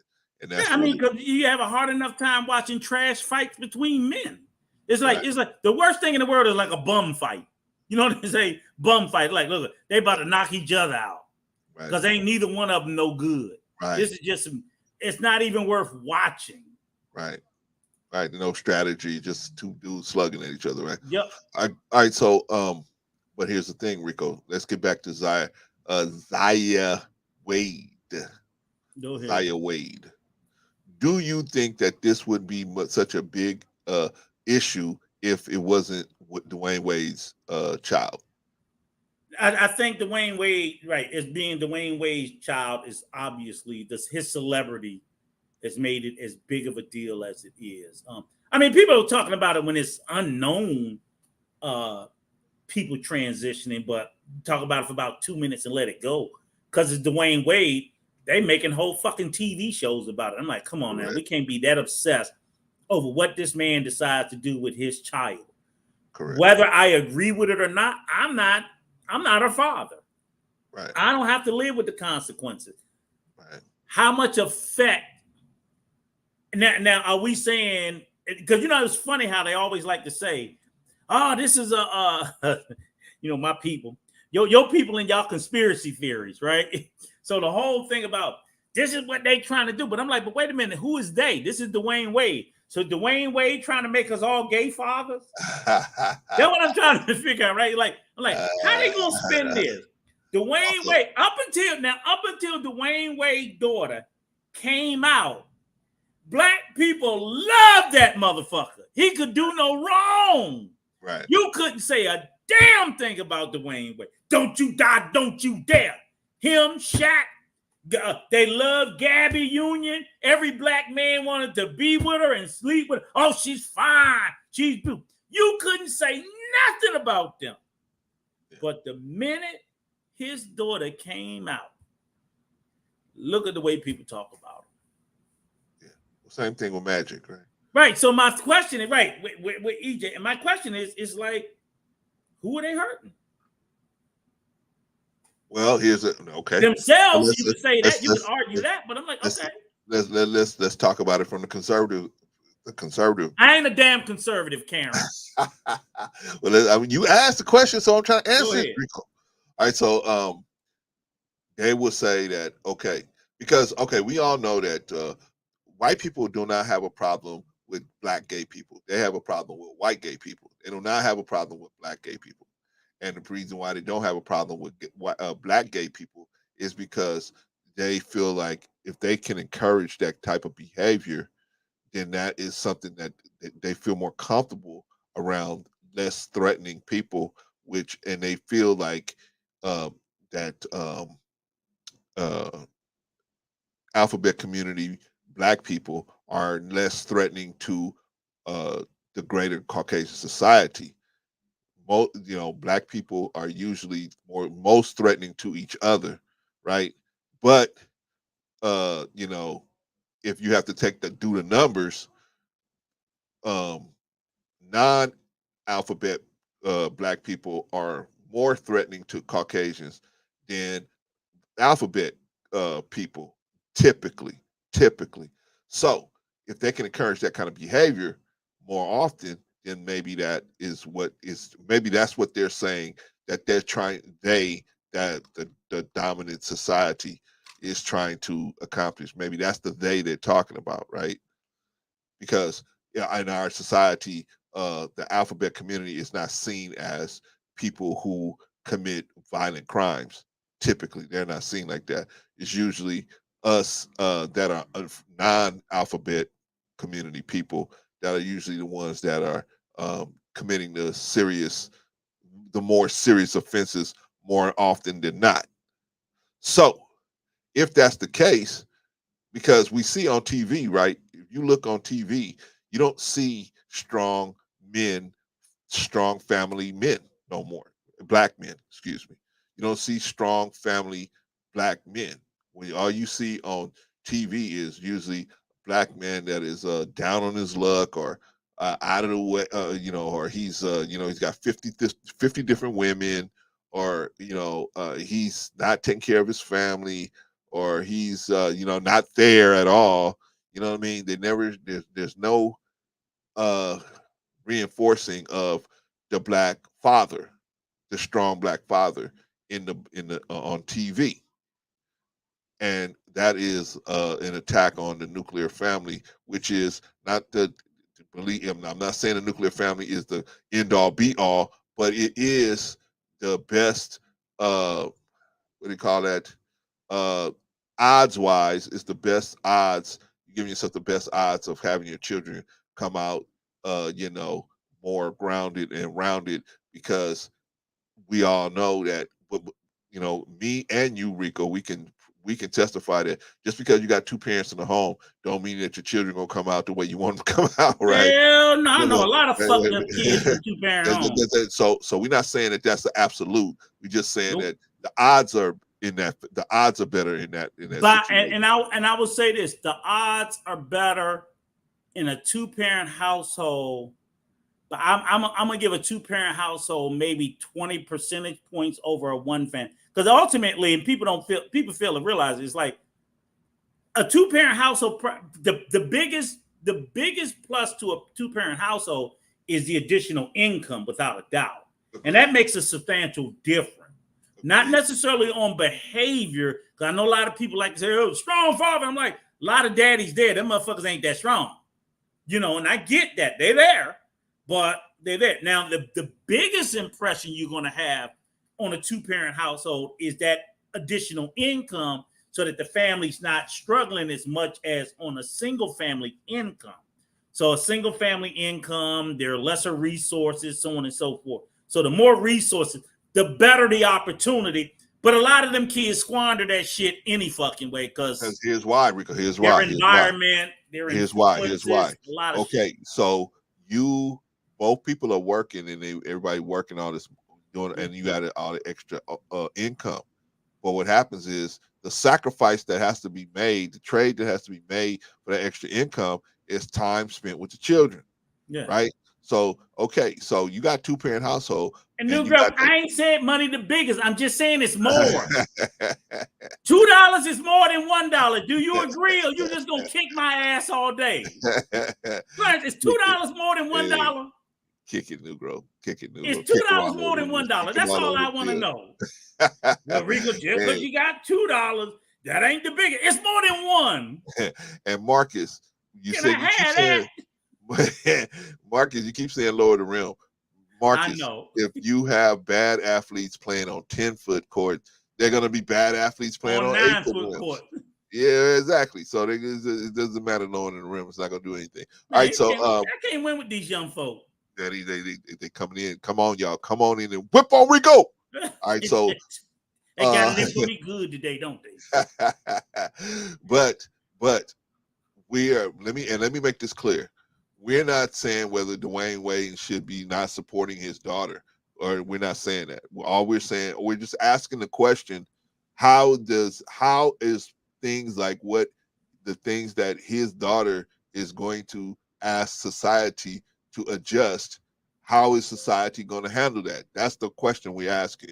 Rico ain't asking nothing. Clarence well, I'm asking that question. I'm asking that question. How is society going to respond to that? Because we got issues that we're gonna really have to face, right? We're gonna have to face that a woman, like for example, I have to tell my son a lot, man. You have to do certain things. I have to tell both of my sons, but I got one that really listens and one that's just out there. But anyway, I tell them, you guys are in a different day. See, back when I was coming up, you didn't have to even consider that this person wasn't born a female. That wasn't even on that issue wasn't even on the table. It's on the table for you guys today. It's on the table for you guys, because you guys got this thing. Okay, everything's going good. Everything's good. This is a great woman. Everything's good. Then you should be saying to yourself, okay, if this is such a good woman, why is she single? What's going on? Right? And so you want to know whether, and so how do you get that information, Rico? Let me just that. If I want to know, if I have a question about whether somebody's born a female, how do I get that information? What should I do to get to that information? You gotta ask. That's the only other damn way you're gonna know. You ain't gonna know no other way. But I'm like, you should know. Well, I don't know. They're getting better and better nowadays. That's what I'm trying to tell you, Rico. I was about to say you should know without having to ask, but some of them is good. Like, damn. Yeah, I was just watching a video about a dude that was dancing with Janet Jackson back in the day, man. Look rough, rough and tough. And now you see him today, man. You was catcalling. Yeah, man. Yeah, I know. I was saying nowadays, some of them is like, whoa, good Lord. But I mean, back in the day when it was coming up, you could tell, but more and more refinements, more and more surgery, they're blending in with the regular women. Yeah. So, I mean, I would assume before you got too far, at some point, maybe after a little peck on the cheek, little peck on the lip, when you go to do the finger test, you find, hey! And then Rico. There you go. You know, it's gonna be what it. I mean, I just don't know. It's just how do you find out? It's just a damn. So that's the thing. So that's why I'm always telling my sons to go meet the family. I've never been. I will say this. I've never been. I mean, I've never. I mean, I've had a few gay guys hit on me, but they were guys. But I've never been somewhere where I got fooled by a transgender in a bar trying to talk to one. But I've seen a few of them. I've seen a few of them that I did not know they was transgender until somebody told me. I thought it was a woman. That's what I'm saying. But and the thing is, I thought, shit, she too fine. She ain't gonna fuck with me no way. You know what I'm saying, right? I shot myself down. Oh, she too good looking. New Growth, help us. Seriously, I got Rico talking, and I just Uncle Rico. Like, damn, she fine. She ain't gonna fuck with me. We about to evict you from the DMV, man. Go ahead, New Growth. Oh, Uncle Rico, man, what is going on with you today? You must got your hat on with no clothes on. I'm talking. Look, he got me Sunday with church. Now he get me Tuesday with this. I'm like, we gotta go back to sports. I'm done with sports and drinking. I'm coming back when we drinking. These subjects, I'm like, man, what is he doing? Go ahead. Yeah, I don't know. I mean, I know you said that it really, how does it affect us that if he wants to identify? Yes. I just think that it affects us tremendously. How? It's like if we're in a situation where that this guy is stopping the we are a community, right? How do our community grow? By population, right? Okay. And then how do our community get our keys? We get it by our social, the people that are seem to be the highlights of our community. The highest social status people. So, this person sits down the rules for the next. Like you said, everybody loves Dwayne Wade. So he's the perfect person. Well, you're breaking up. Come on, come again. You broke up a little bit. I'm sorry.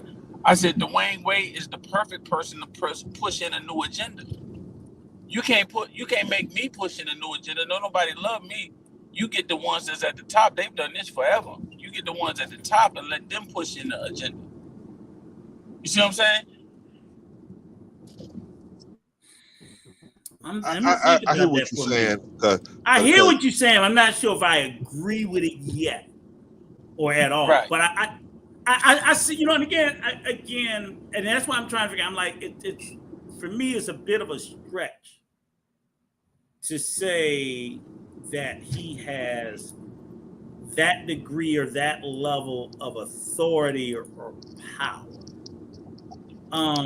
I think you're looking at it from your age bracket. No disrespect, but y'all had a little more understanding.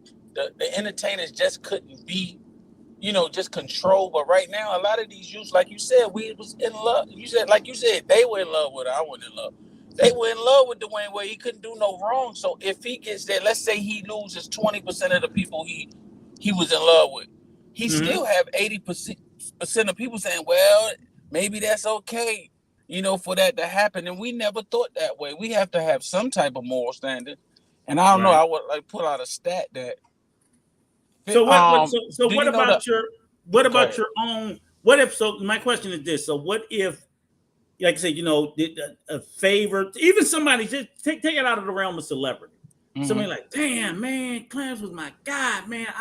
I didn't know. I didn't find out that he was like that. So even if, say, for example, let's pretend like this. It's not Dwayne Wade's son. Dwayne Wade woke up tomorrow and because now don't be surprised next, because they said something about, he said he used to play with his mama's dresses or some shit in some article. So now, what if all of a sudden he comes out the closet? He who? Dwayne Wade. See what I'm saying? So now you got a guy, and what I'm trying to get you to think about, or think about a little bit, is it could be somebody that I looked up to and I had the greatest level and value of respect for, and then all of a sudden he does something that's like, oh shit, I never saw that coming. So it's kind of hard. Like, I'm not going to lose respect for him, but I'm also not going to just automatically jump over with him doing something that I know. You in the deep end, Rico. That's what I want to pull you in the deep end, because now I'll be right back, guys. I'll be right back. I gotta catch up. That was the same thing you were saying about the passes last week, right? Right. So he made a mistake, as the people say. You had to let him go. He wanted the congregation to let that guy go, which is true. Yeah. So everybody has to, that doesn't mean I would not, if let's say he was using you as an example, that don't mean I still don't have respect for you, but our views have changed. I have a different viewpoint, and that kind of like alters a lot of things. Yeah, man. I mean, the example he gave, I can back that up, because, man, I'm gonna tell you, brother, when I was growing up, Bruce Jenner was the effing man. He was the man. And then when they put him on the Wheaties box, oh my God, man, he was the man. Everybody wanted to be Bruce Jenner. Everybody wanted, man, he was just the man. And so, nobody ever saw this whole Caitlyn thing coming, because, he was just, he was just the man. And so when he made that situation happen, I said, okay, I mean, I got to respect him as a human being, but I don't have to agree with his decision. I can make my own decisions about that. And so I had to say, well, you know what? But you know what? The main thing I had to do, New Growth, is I had to check myself and say, man, is there anything that he showed that I could have saw that coming? You know what I mean? Right. You know what I'm saying?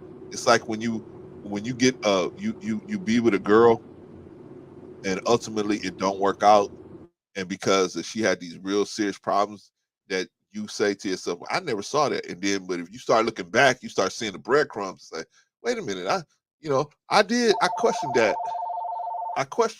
but I never, I didn't pursue it.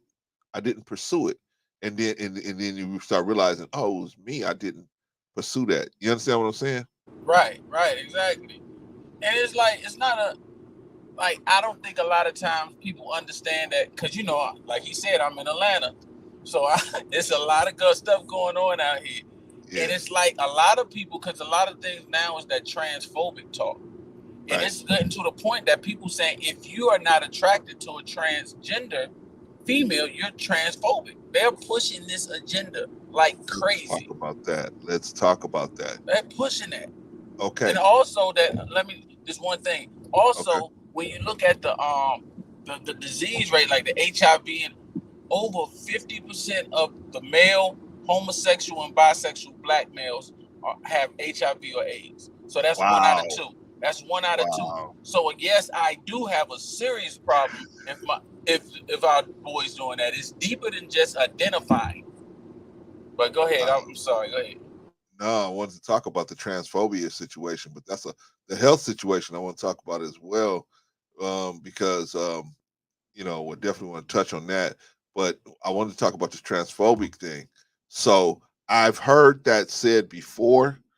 I don't know how many of the people in the alphabet community believe that, where they say, well, if you're not attracted to me, if you're not attracted to a transgender person, then you're transphobic and there's something wrong with you. In other words, you see this person and you find them attractive, but the thing that's turning you off about them is the fact that they weren't born that same gender. Is that basically what you're saying as well? That's what they're saying, basically. Because a lot of times we don't understand that their mind is changing. So their mind wants to equate strictly to a woman. So they want heterosexual men, just like the other woman does. Right. I know I have a cousin, he passed away, HIV, AIDS. Oh man. But I remember him telling me and my wife this. He would come over and drink sometime. Real cool dude. I love him to death. But it was just I disagree with his lifestyle. But he would come over and say, yeah, you know, that's the part when we get to marry men. We like to turn them out. That was their thing. Their thing was like, we want to show that we are just as good as women. We can, and it's a mental thing. I think people don't really look into that, but it's deep. Man, that is heavy, man. That's heavy. Holy smokes, man. Damn. Well, let me say this. Why is there a problem if why is there a problem with if I'm a heterosexual man, what's the big deal of being with a transgender woman? Why is that a big deal? Why would a man have a problem with that? Really? Besides the obvious, why would a man have a problem with that? And you know, I guess you just being the devil's advocate. Answer the question, brother. Let's put it out there. But I'm just saying, it's like we know we both spiritual men to a certain degree. We know what the point of the union is for, right? We know what that's for, is to procreate. So even subconsciously in us, even if we feel a certain way and we're not procreating, and you know, I mean, I'm gonna keep it honest. Like when me and my wife, you know, weren't able to procreate, I felt a certain way. I went through a long, you know, stint of depression, right? Because it's like just my nature, just what I was. I don't know if I didn't even want to go and find out if it was me or her, because I didn't want to hold that burden on either one of us. But it was a rough point, man, when it was just like, oh man, that's just who God, in my opinion, that's who God made us to be. So just beyond just the, like you always say, the carnal, the sexual aspect, just smashing. It's just like, I think something innately in us wants to reproduce. So that's how I see it. That's why I think people have the ultimate thing. And then, you know, it's the social programming. Then it's, I mean, I don't know. That's why I say it. It's just, you know, we're built to do certain things. When we mess up that structure. And I agree with you. And so men we in particular have a need to procreate, and we want to procreate, right? And so we want to procreate with someone who will, if we turn over our genetics to them, we want that person to be able to take that information, use it, and then produce something and give it back to us. Right? That's our first choice. Now, if that doesn't work out, then we have to go the road of adoption and stuff like that. But that's the next road, right? But our first choice is to make our own, right? To make our own bread, right? Right. Okay, so if I get with somebody and I expect that I am assuming that they are just as prepared to do that as I am, and then I find out later they were never made to do that, and that's going to be an issue, right? That's going to be a problem. And so why should I spend a lot of my time trying to be involved with somebody who can't do what I want them to do naturally? And it's not because there's some issue there or something may have happened or some trauma or whatever. It's the fact that they were never even born to do that. Right. It's like I'm going to go over here to this. I'm gonna go to this horse with this bucket to get some milk. Right. I'm gonna milk this horse. Wait a minute. You can't milk a horse. There's no udders there. Right. It's not. So I don't care how many times you take that bucket over there. You're never gonna find those udders, and it wasn't even never made to be to a cow to give you cow's milk. Right. And so my point is, if this person wasn't even born to do that, I don't care how many surgeries they get, they're still not going to be in a position to give you that that life that you're looking for. Now, let's say we're in a situation where you say, hey, this person said they have transition. I'm asking you in particular because you know about the adoption situation. Let's let's say you with somebody, they transition, and now everybody knows that this person is not able to do anything like that as far as incubating the seed, naturally, because they just wasn't born to do it. However, you ready to adopt, you just adopt, and the person just you just try to adopt. Do you think that would make more sense rather than just going and getting somebody who is naturally made to be a female? Or what's your position on that, brother? I just think that, at the end of the day, that the trans woman who's turned to, still a man, right? He's still a man. She still have the hormones, we still have the same things. We still have, it's just something special where we're trying to mess up perfection.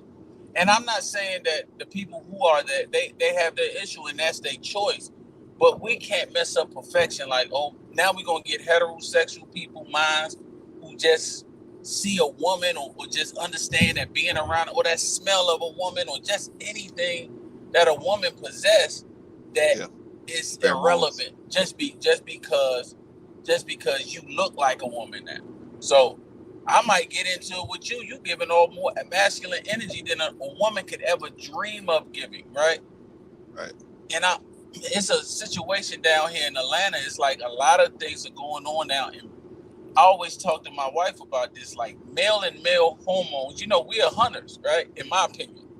Okay. Right? So we go out here and we have, if we wanted to, we'll have sex on the side of the road in midday traffic, right? That's just it. So Brother Clarence, imagining two men, right? With these same drives, even though I say I'm homosexual and he say he's homosexual, we still have these same drives as men, even though we identify mentally. We having a huge problem down here in our malls with men having sex in the stalls. I mean, it's like, oh my God, and children coming in there. It's a huge epidemic, And I think they're doing it for the safety of it, maybe because I'm in the mall, but at the same time, a lot of trans men are going into Atlanta is really going wild now. I mean, I would love to just see more people document it, like the news, but it's really a big issue. So it's like, you still got two men, even though they identify as something different, they still had the same passion. It's that woman, that feminine energy that sometimes tell us back in the day, we're like, nah, we can't do it right here. Wait a while. Like Janet Jackson had a song called Let's Wait a While. Right? Yeah. You know about that too, bro. I was a little boy back then. But yeah, man, I don't know, man. If some people like that, I just don't like to being pushed. I don't like Dwayne Wade being the face, like he's pushing it, because it seems like they have an agenda. And I don't know what it is, especially Gabrielle Union. It's to always keep our population low, in my opinion. And like if I said, if 50% of all homosexual and bisexual males are contracting HIV or have AIDS, that's a huge. I mean, and I'm gonna send you the email, but it's a huge epidemic. We have a bigger gay. Most of our population is more into the LGBT community than whites, right? A lot of these things we just doing and we're taking as and you're messing up the mentalities of people, right? It's a TV show that I was watching. I said, me and my wife said, oh. And she said, oh, she's kind of attractive. I forgot what show it was. About a lady who inherited all this money. She divorced from her husband or something. And she has this black attorney. And I'm like, I don't know. She don't look like, she look kind of weird. Come to find out, she's a transgender. So now they have them in the movies, in the TV shows. Smokes. It's a show called Pretty P or something. It's about a strip club. Now they have this in the TV shows, and you don't even know that that's a male until they come out, and you be like, you might be watching and having a sex scene, like, damn, she fine. It messes with your mind, like, damn, am I attracted to men now? What, it's too much, and it's to cause confusion. We But can't why? normalize things. I just think that Why does confusion need to be caused? I'm thinking that it's another way to control us, right? You don't have the crack ain't out there no more. There's always gonna be something new to control you. And they playing chess. At the end of the day, I mean, self-preservation. Okay. Right. So, and that's just my opinion. What you think? You know what? I think that I think you have I think that's part of it is the controlling. I think that the way Caucasian societies have always worked, there's always been a class type of situation. There's always been classism, so there's always going to be classes of different type of people when they are when they are running the dominant society. Um, there's going to be classes, right? And so the way a lot of times their societies have worked since the Greeks and the Romans, there's been classes, and so they need certain classes so they can do certain different things. Because see, at the surface, they want to be looked at as these reputable, above board people, right? But yet they want to have a certain class of people that they can abuse. The Romans did it, Right, the right. Greeks did it. So there's always a class of people they can pull from to abuse, right? So, and the unfortunate part for the alphabet community is that they have a reproduction problem. They have an inherent reproduction problem, right? They cannot reproduce themselves, right? They cannot go somewhere and reproduce, right? So the only way they can reproduce themselves is through a social construct. So they have to pull off the breeding population and socialize some of the breeding population to accept that doctrine. Mm. Would you agree with that? That's deep. I like that. You said it better than I can say it. That's Right. it. That's it. Right. So they always have to have um, mediums or places of where they can kind of slip in the gap and then approach the breeding population and propose that type of behavior to the breeding population, and the ones of them that they're able to uh, uh, uh, uh, get us a reaction to that they're looking for, then they can proceed and entice them further into the lifestyle, right? Right. Because and normally, when I say normally, if you are left alone to just be what God made you to be, you would not pursue something like that, right? But you have certain people that can influence you because we have a social construct. People can influence you, right? They can influence Mm-hmm. us to do different things that we normally probably wouldn't do, right? So Right. that is one of them, right? And how do they do that? By tantalizing uh, um, your and my our sexual curiosity. We have a natural sexual Right. curiosity at a certain point in our lives, right? Especially the younger we are, we have sexual curiosity, right? We have taboo things where our parents just tell us, "I'm not going to talk to you about that right now," right? Right. So we're like, man, what's why is that such a taboo? And we want to know, and we like, oh man, so we're kind of heightened about that. And so then when we have somebody that comes to us and try and then now is ready to talk to us about that or participate in some type of behavior that with that kind of like we're kind of like heightened to do that, some of us. So my point is, okay, yes, I think they being certain aspects of dominant white society, they want to have this, they always want to have this pool of people they can pull from to reproduce, right? There's a pool of people we can reproduce because they can't, like I said, they don't have no natural way, they don't have a natural way of reproducing themselves. It has to be an unnatural way to reproduce. And that unnatural way is by either coercion, abuse, or selling it, right? They sell it to this person. Hey, this is what we do. This is the program. This is how we get down. And they more they sell this person on the benefits. Hey, this is whatever. And if the person go for it, so now if because there's many top white people that they want to get down with young black boys, right? They want to get down with young black boys.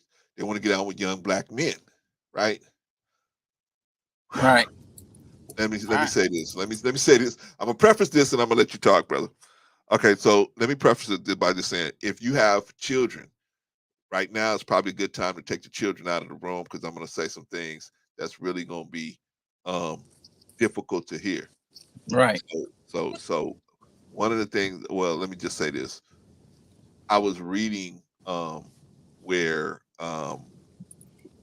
there was in the gay community men. I was just reading one article. So I'm not saying every person feels this way, but in the homosexual community, I was reading this article where it was going around that they like to ingest the young men's sperm because it has vitamins and certain vitamins and minerals in it, and it can reverse the aging process. That was a rumor that was going around in that community based on the article I read, right? Right. And I was like, wow, wow, wow. And so, in matter of fact, the person that led me to that article was I don't know if you heard about it maybe a year or two ago. There was a person named Africa Mabata. Africa Mabata. I don't know if you ever heard of Africa Mabata. Right. Zulu Nation. The Zulu Nation, right? And he got caught up in this thing where he was, messing with all these young men, right? I don't know if you were aware of that. Were you aware of that? Yep. Okay. Okay. So, and all of the different unfortunate things that he had done. And there was so many different people that could verify all of this stuff that he didn't even come out and deny it. After a while he stopped denying it. But my point was I just looking into that information, I found out this other information, right? So my point is we gotta we have to you teach your children as best you can, but when they get out here, you never know what's going to happen. But if you teach them in a certain way, hopefully they'll stick to that way that you want them to do. We should all respect each other as human beings, but that don't mean we got to go to, because I used to like Africa Bambaataa until I found out all this stuff, right? And then I said I can't stand with a cat that's doing this kind of stuff and could, what I'm saying? Okay, you made mistakes in the past, but if you continue to do it, then that's a whole nother thing, right? Because Brother Clarence has made some mistakes in the past. But at some point I had to say, hey man, either I'm with the God's business or I'm with this other stuff. So I had a decision to make. But anyway, that's me. What do you say, brother?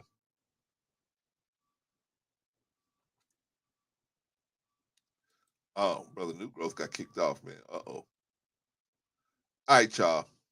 Damn, I'm up here by myself. Okay. So let me just finish it out then. Should we allow people, or how far should we go? Right? If New Growth comes up to me and say, hey, I identify as a white woman and I identify as a pregnant white woman, right? I'm going to go to the women's bathroom, or I'm going to, go to the women's only spa, right? But if it's women's only and you are physically a man, see, this is what I think. I think it's alive and well out here in LA too, Vaughn. By the way, I think what I don't think the alphabet community doesn't understand the ones of them that say you're transphobic because you're not attracted to a transgender person. I think what they don't understand is male and female. A lot of it has to do with chemical. chemical responses to each other, right?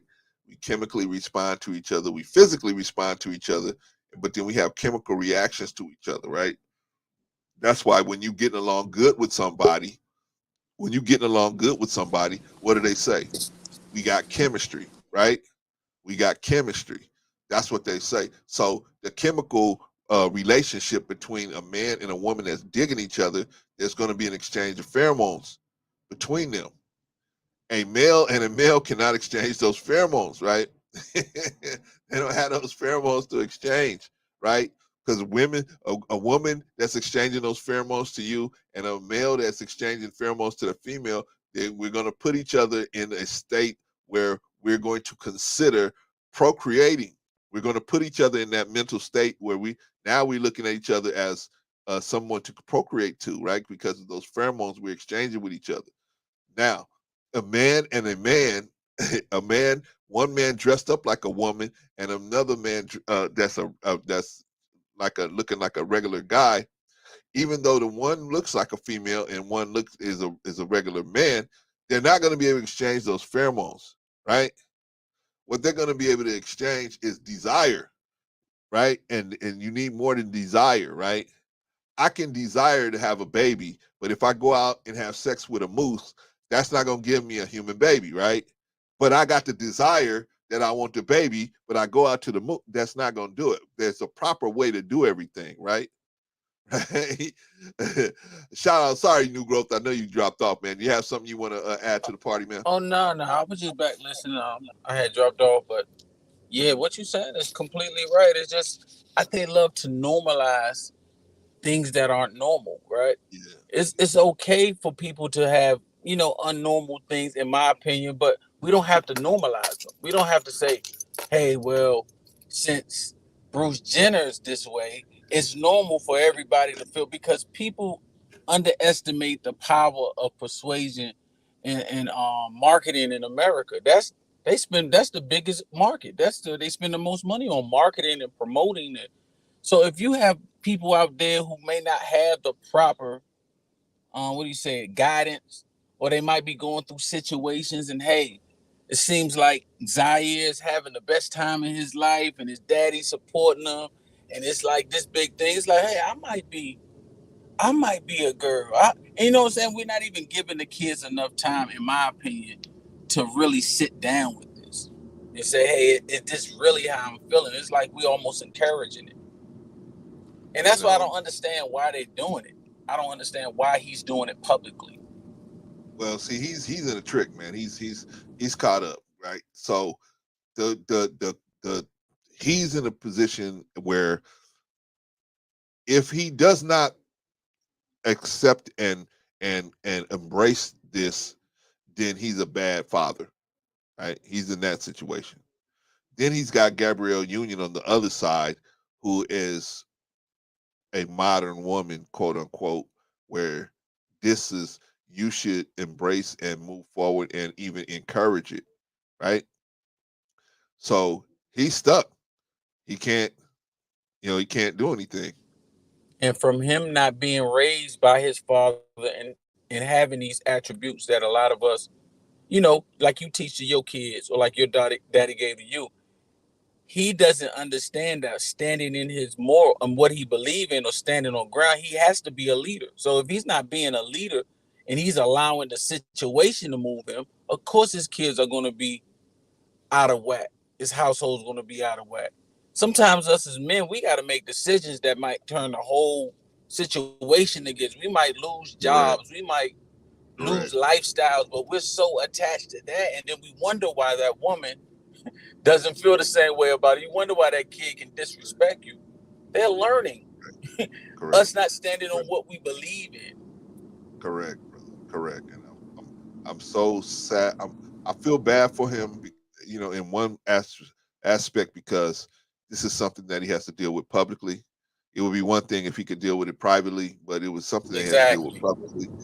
And then, but then again, at the same time, it's like, how can he really has nowhere to go. He has to follow through with it, because his wife is very what I say, pro alphabet community. She's very pro alphabet. She's pro attention. Yeah, well, she is. She's that too, but she's pro modern. You know, just like when I say modern, I'm saying like, you know, pretty much accepting of everything. Like you said before, this is why men are men. A man is going to come into a situation and try to provide a standard, right? Hey, this Right. is acceptable. This is acceptable. This is not acceptable. But when you come into a situation and you can't do that, you're restricted from doing that, or you feel like you're restricted from doing it like he is, then you have to allow certain stuff to get to a point like this. Like, if, in my opinion, this is something that he should have waited until the child was old enough to be able to do it on their own. And then if that's what you want to do, okay, do it. That's what you want to do, right? Are we talking about Queen Gabby? Yes. Watch your mouth about the Queen. So Rico, you tell me, one of your boys say, you know what, I decide that I'm a girl now, Pops. So I want you to take me down to the courthouse and change my name from you know, Rico to Raquita. You gonna Let me tell y'all, let me tell you just how fucked up my conservative views are, right? And I'm liberal at heart, but as far as in my household, my sons couldn't get no tattoo. They couldn't get their hair. My son wanted his hair braided. He wanted an earring. And I told my son had to be about maybe 14. Said, Dad, can I get my hair braided and an earring? I said, you come in my house with the hair braided and the earring, I'm fucking you. Ain't nothing but a girl in here. Hey, you cry. You cry all the fuck you want. You cry all the fuck you want, and I mean it. And the only thing in my house look like that is a gal, and I'm fucking. And I meant it. And I just didn't. Then they went and stayed with their mother. His mother let him get it in there. Then he got to be too rough for her. She sent it back to me. We went straight to the barbershop. Cut that shit out. Immediately.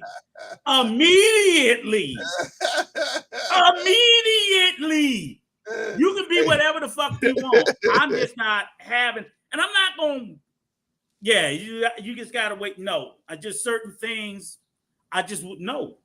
Well, no. Okay, what about you, New Growth? Would you, if one of your children said to you, hey, look, I think I'm transitioning, and, you know. You are in your mind. At this age? Yes, at 15. At 15. Like her. Oh, no. We're going to talk about that. We're not even going to issue into that. If you feel that way, we're going to talk about it because it's something. Where did you pick this up from? Did you feel like this when you were young? Something that it's a lot of like this since I was born. Right. And if we got to recover that and say, how did you feel? You know, we're going to have a long discussion. And ultimately, at the end of the day, after you're in my house, it's your decision, but we're not going to practice that. Right. And that's where I'm at. And again, like I said, I'm going to love and respect my child. But again, like I told my kids, you can be whatever you want when you leave. Right. But in my house, I'm going to set the rules and the tone. I got to be comfortable in my house. You can't be comfortable. My thing is, I would tell my son, wait a minute. So, Daddy, you making me feel uncomfortable. Motherfucker, you making me feel uncomfortable. If anybody gonna be uncomfortable in this motherfucker, it's gonna be y'all. That's all. I'm not gonna make fun of you. I ain't gonna do any of that. But if I have to understand that that's how you feel, you have to understand you got to give me time. Right. And how much time is it gonna take? Until your ass grown and leave? So I mean, I'm having a hard time seeing you. I had a hard time with my son's transit, and this is one thing I'll tell you, like, and I don't necessarily believe in this shit too. I don't know where we started this shit, where people start the whole thing about us raising, especially our boys, into growing up and growing out of the nest. So now I hear, so as much as we talk about this, there seems to be this drumbeat that's being extended to, that's what's wrong with black people. They need to let their kids stay with them until they get their lives together. So I'm like, oh, so we gotta let these funky motherfuckers stay in the house till they 35 and 40. Yeah. That's not what we traditionally did. No. But now, I'm hearing that drumbeat where they're like, my kids can stay here until they get themselves together. So it's like, I said, what happened to the motivating factor of pushing the bird out of the nest to grow up on their own? That's it, I ain't Rico. having no 25, 30-year-old motherfucker in my house fucking out both sides. They draw legs, eating up all my food, playing video games. I'm not having that. If you can do all that, But you that's go it, get your own Rico. way. Uncle Rico, that's it. They did not prepare them. They did not start young. Then you know what? They didn't Them start streets will preparing show them. your ass. I'm saying the parents didn't. That's why they feel a guilt to say, "Oh, I can let them stay," and they don't understand that they hurting the kid more than they help. Yeah. Okay. All right. I get it now. I get so then no. So the people that's beating this drum beat, those are the failure of parents. Those are parents that failed to prepare their children. That's a harsh word, but you're right. But I mean, how else you look at it, right? But you're right. You exactly right. Because the reality is the whole time. Now I'll be like this, and I tell people like this. I said, look, the way my mother raised me and the way I raised my kids, I didn't have to tell them to leave. They left as soon as they fucking could. You know what I'm saying? But they were like, oh, I'm ready to go. Yeah. I'm ready to get out this. I'm like, the rules ain't gonna change. Yeah. You're gonna be 20, 21 years old, motherfucker. You're gonna have chores. You're gonna be cutting that motherfucking grass. You're gonna be washing. You goddamn right. You ain't paying no bills. Hey man, I used to tell my sons, I am not no hater. You want to do what you want to do, go ahead and do it. You just take your stuff with you. Yep. Because you're not gonna be here. Shout out to April Carter, by the way. Shout out. And that's the way, but they don't now. The reason why I brought it up is they're almost promoting the opposite. Like, no, you can't make them do that. Like, what? Are y'all serious? They're actually promoting that. Oh, it's their house. I'm like, I tell my daughter all the time. She's like, in my house, I say, you ain't your fucking house. You don't own shit in here. Right. Your motherfucking name ain't on that mortgage. That mortgage is in my name. Right. They kick foots in my ass. I'll put your ass out in the heartbeat. I told them, with me and my wife, tell them that you got 24 months. Why? Because we leaving. And when I leave, I'm renting this motherfucker out and you can't afford it. So you better find somewhere to go. You better enjoy this ride every month. 23 months, 22 months, 21 months. I don't care where you go. You getting up off of this gold mine. Hey, man, I had a friend, man. I don't know if I told you guys, but I had a friend, man, coworker, and so she had said that she was her daughter was living with her, her daughter's daughter was living with her, her sister was living with her, and her brother was living with her, and all these people were living rent free. About 2 or 3 years, right? Because they had all fell on some hard times, right? And ain't so that goddamn hard. She had been telling them, hey, what are you doing? What are you doing about getting, out of here? And I'm working on it, on this, on that. But they never was getting no jobs or nothing. And they eating all her food up and everything, right? So one day they saw a for sale sign go in the yard, right? Yeah. And so they called her frantic. Hey, they just put a for sale sign in the yard? Yeah. She said, yeah, I know. She said the house is sold. Actually, it's sold. You niggas got 30 days. You guys got 6 months to get out of here. You guys got 6 months. Because I made that in the contract. You guys have 6 months before they're gonna come in and take the house. And that's a shame. That's a shame. You have to sell your house from up underneath motherfuckers. Man, that is crazy. Do you see what I'm saying? That's what out of here, man. That's what will happen. I said, and I told you, I said, you let them motherfuckers in, you're gonna have to burn the house down to get them out because they won't leave willingly. This is what these people are doing. You're not gonna tell me I'm crazy. Okay, so you remember Bruce Jenner, Rico? Yeah, I remember her. Okay, so Bruce Jenner was the man, right? Remember the Wheaties box and everything. I don't know if he was ever a man. He once looked like he one. was the man, Rico. He was the man. At the Bruce Jenner doll. He once identified. The Adidas, all of that, right? So, but once he made this transitional thing, none of us saw that coming, right? Yeah. But now here's the thing. We're talking about society. Now society had to make room. We had to make room in our thinking, in our norms for the fact that there are men that want to be women.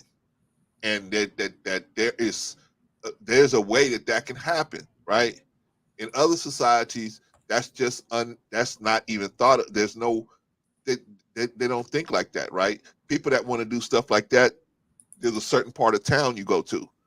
We don't acknowledge you in modern society, whereas in our society, we acknowledge that. I mean, New Growth was saying, well, there's a purpose for this. What is the purpose for this? Why are they accepting this behavior at this level in the society? Now, I can say, in my opinion, so let me say my opinion real quick.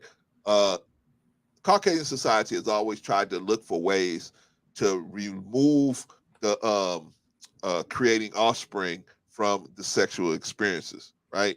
They came up with, like I told you guys before, they came up with a lot of different ways. They came up with the pedo way, right?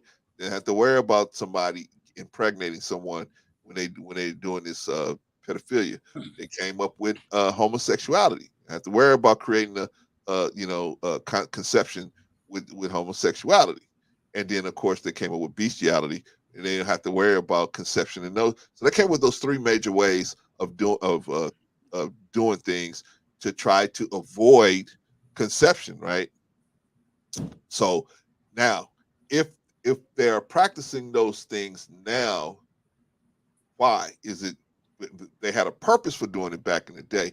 They wanted to be able to do whatever they wanted to do sexually to whomever, whenever, whatever. They wanted to get the gratification without having the responsibility of conception. Is that is that the purpose today, or is the purpose just to create this what is that this emo society where there's no male, there's no female, there's no dominant, it's just people, and eventually it's some of us have a womb, some of us have a penis, and that's it. But there is no person that is supposed to be at the head of the food chain. What do y'all say? I agree with you already. I concur your viewpoint because we talked about it. They I think is calculated, very calculated, and I think sometimes us as Black people, since we had to fight so much for our way into the situation, like the horrible analogy Rico made earlier about the restrooms. You know, we feel like we had to equate everybody's struggle to us. Yeah, the restroom, the bathroom. Okay. Horrible analogy. But yeah, we feel like we gotta equate everything. Anybody who goes through a struggle, well, we went through the struggle, so we accept it. And a lot of times these things end up hurting us. Like I was telling Clarence when you weren't here, Rico, do you know that the Black male, over 50% of Black male, bisexual, and homosexuals are affected with HIV or AIDS? That's the consensus. That's the study. So it's a big thing. Yeah, I know it's high. Yeah, I do. It's 50%, so that's 1 out of 2. Yeah. So if you see 2, that's crazy. So I remember you were saying earlier, I don't mind if my son. That's just like having your son go out there and deal dope or do anything else. He has a death sentence. He has a 1 out of 2 chance of dying. So we have to really look at things. Not saying we can control it if he chooses that, but we have to do things. If we have a certain standard, we have to say, okay, I'm gonna raise my kid in the way I want them to go. If they should stray, that's on them. But now it seems like they had him at the gay parade at like 9 years old. I mean, I hope he didn't have 9 years old. Wait a minute, say they had what at 9 years old? They had Dwayne Wade's son at the gay pride parade at 9 years old. It's like, I hope he hasn't experienced sexual aspects at that age already. Well, you know, they had the pictures where he was kissing the little white boy, girl, whatever. I don't know what it was. Exactly. Or what he was or she was. I don't know. He was a boy. But I think they said he was transgender, meaning he was born man. a girl, was going to be a boy. He born a boy, going to be a girl. That's what I'm saying. And the way that to be honest with you, I wouldn't even so much. This is what bothered me about that picture. It wasn't even I just set aside their sexual orientation. I just thought that was way too goddamn old to have any type of a sexually suggestive act, period. So I'm like, he could have been the boy and she could have been the girl. Too young, you mean? Yes. way too goddamn young. That was the part that blew me up.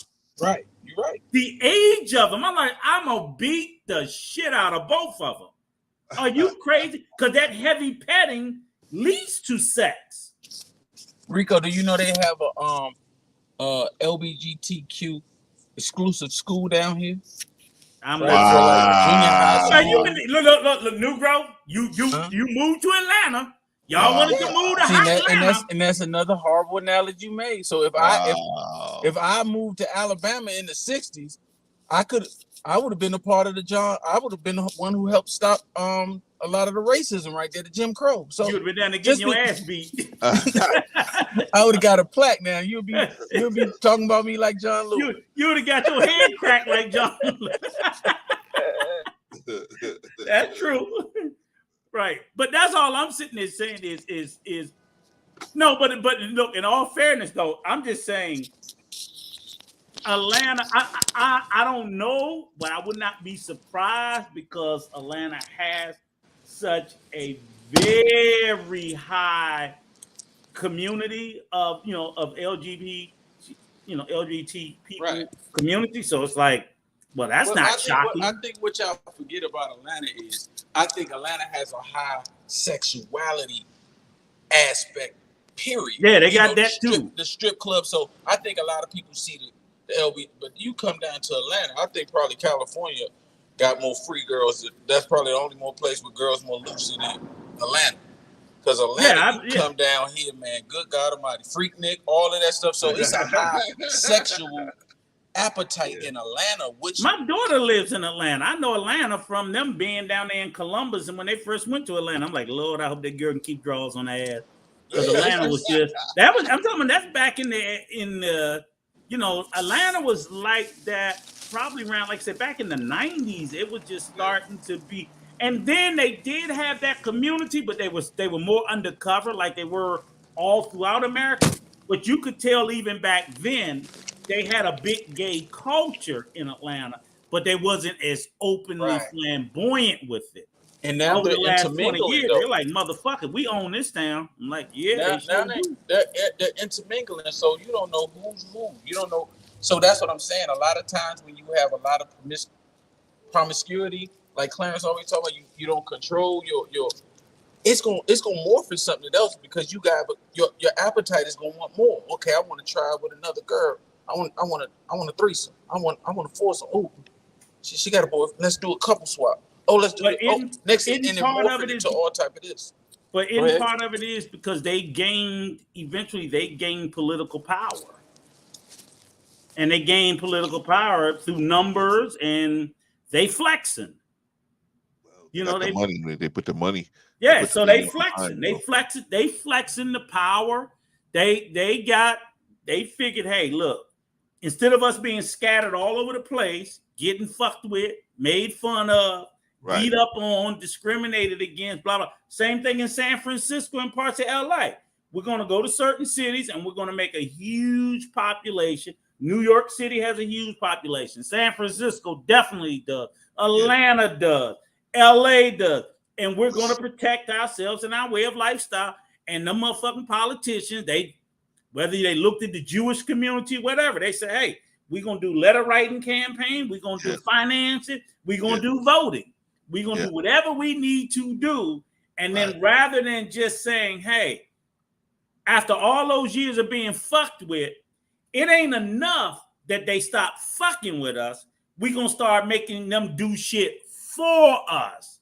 And that's the repercussion that now the greater society is having to deal with, because for decades, remember, we used to run them motherfuckers from one corner to the other. They on some get back. We see when back in the day, there wasn't accepted in the because they had a certain part of town down here in downtown LA. They had a part in downtown LA that was just for them. When it turned nighttime, it was just for them. They got ran out of there because they gentrified all that. They put all these new buildings and Sohos and all of that down there. But they had a specific place where they would run around at nighttime that they could during the day actually really, but really at nighttime it really got ugly over there. that you know, they and they got West Hollywood over here, where, like you said, in LA they got West Hollywood, Santa Monica, where they are just they running shit. Yeah. They running shit. Yeah. All the businesses are pretty much catering to them. Yeah. Everything, you know, everything in the area. So, but and you know, they should have their thing. You know, shouldn't be the thing. But the thing is, I don't think that no one group of people should be pushing a program over over the natural situation. I don't think so. If they do push their program, they should be able to show us the benefits of their program, right? If you pushing a new program other than the natural program, I'm with it. If you can show me how your program is going to be more beneficial than our natural program. But they got an inherent problem in that situation, so that's why I'm not with that lifestyle personally. I'm not with that lifestyle because it's just not my lifestyle. It doesn't fit me at all. I don't know if I can go with the narrative of, you know, when I think about I'm like, it's natural for them. It ain't natural for me. But so, like you say, West Hollywood. I'm like, well, if that's the order in West Hollywood, you know, if you go over there, get your gay on. If not, you know, stay the fuck out of there. Right. You know what I'm saying? Right. But I'm not gonna go over there and tell them, well, y'all need to act more heterosexual, because that's not their thing. Because what's natural in a large gay population, same-sex love is the natural order for them. Yeah. So if you're in their space, and unfortunately they carved out spaces for them, right? But I also realized I'm not gonna act like, you know, because I grew up very homophobic. Extremely. We all did, I think. We all did. Extremely. Even when them motherfuckers didn't do nothing to us. Right. They wasn't doing nothing. It's just like we were just fucking homophobic and very vitriolic and everything just towards them. And I don't necessarily look back on and think that shit was right. You know, they was minding their business, living their life, and we saw one. We jumped on them, fuck with them, this, that, and everything else. Till my boy got his ass whooped by one. I was like, "You motherfuckers can fight." Oh yeah, they can fight. So, but my thing is I don't even care what their program is because it's not mine. I'm not gonna tell them that they shouldn't. They got their space and they worked hard for it. You know, they got their ass whooped, busted up, fired, discriminated against, all, and still do on a certain level today, except for in those small spaces that they have the control in. In the Midwest and larger parts of America, they're still not accepted. I mean, and I ain't, you know, that's just a whole nother conversation. Hell, I don't even. I get what you're saying about you can show me your program where it's better. I'm all for. I mean, I don't think they could show me. They couldn't show me anything to make me think that their program is better. But I'm not even satisfied with the heterosexual program either. I think that program's fucked up for us as a community too. But Rico, I just do. And I don't think it's very natural. It's natural because I don't see it as natural. I just see it as that's the way it's always been. But I see dominance and oppression. To me, that's unnatural. But it's just always been that way. No. I don't know anything else. Oppression is unnatural. Dominance is not. Dominance is natural, but oppression is not natural. Well, I see the heterosexual space is being both. Okay. Well, I mean, because we got. I see it as being people, both. We got people that's crazy in both sides on both sides of the street. Yeah, right? and then their shit over there seems unnatural. I look at the Well, I'm only saying natural. Gay space is being unnatural for being gay, but I see a whole lot of stuff with the heterosexual space is being unnatural for other reasons. Well, let me qualify what I'm saying when I say natural. When I say natural, I mean something that can reproduce itself. Something that does not have to have any type of more children, more human beings. Reproduction. You talking reproduction? Right. They can't reproduce. We can. Naturally, they can't. They can't reproduce at all. They can't reproduce. No, Rico. They do reproduce. A lot of times they reproduce through traumatizing each other, and that's not reproduction. But that's reproducing the mind state, not reproducing the physical body. Okay, but that's not reproduction. That is open. Stop twisting words. You call it indoctrination. Don't say reproduction. Okay, well, you call it indoctrination. Well, I'm talking about reproducing the mind state. That's indoctrination. They can't. Okay, so you're right. They mathematically they can't reproduce. They can't reproduce. Okay, so what I mean is indoctrinate. to indoctrinate or create the openness of the mind, where that something where that is typically foreign to people who breed. It's foreign to people who typically breed. That is that's natural to them. That's unnatural to them, right? So they have to do it some kind of way. They have to feel they rank some kind of way, Rico, right? And they're not having babies. So how they doing it? I said to the best they can. Yeah, that's what they're doing. So they have no other way. There's no other way. So a lot of times the people that doing it for them are the pedo people, right? They are introducing this type of lifestyle to them. Unfortunately, wait a minute, y'all just said Dwayne Wade was doing it for him. He pedo? No. Okay. I'm saying his son, who is transitioning into a female, may have come in contact with someone who may have traumatized him or her into expanding his into where that lifestyle may now look like might be something that they may be interested. But what if that's not the case? Then how do we explain that? Then the only other way to say it or to say it is that it might be some type of trauma. It might be some type of chemical imbalance. So is that the only way that you believe people? You don't believe people could be born? I don't know, but you have a hard, fast belief that people cannot be born transgender or gay. Yeah, I believe they can be born that way. Oh, okay. So, but that's not trauma, though, listen, it's birth trauma. But that's what I'm saying. There might be some type of chemical imbalance there that leads them to. So when they're able to see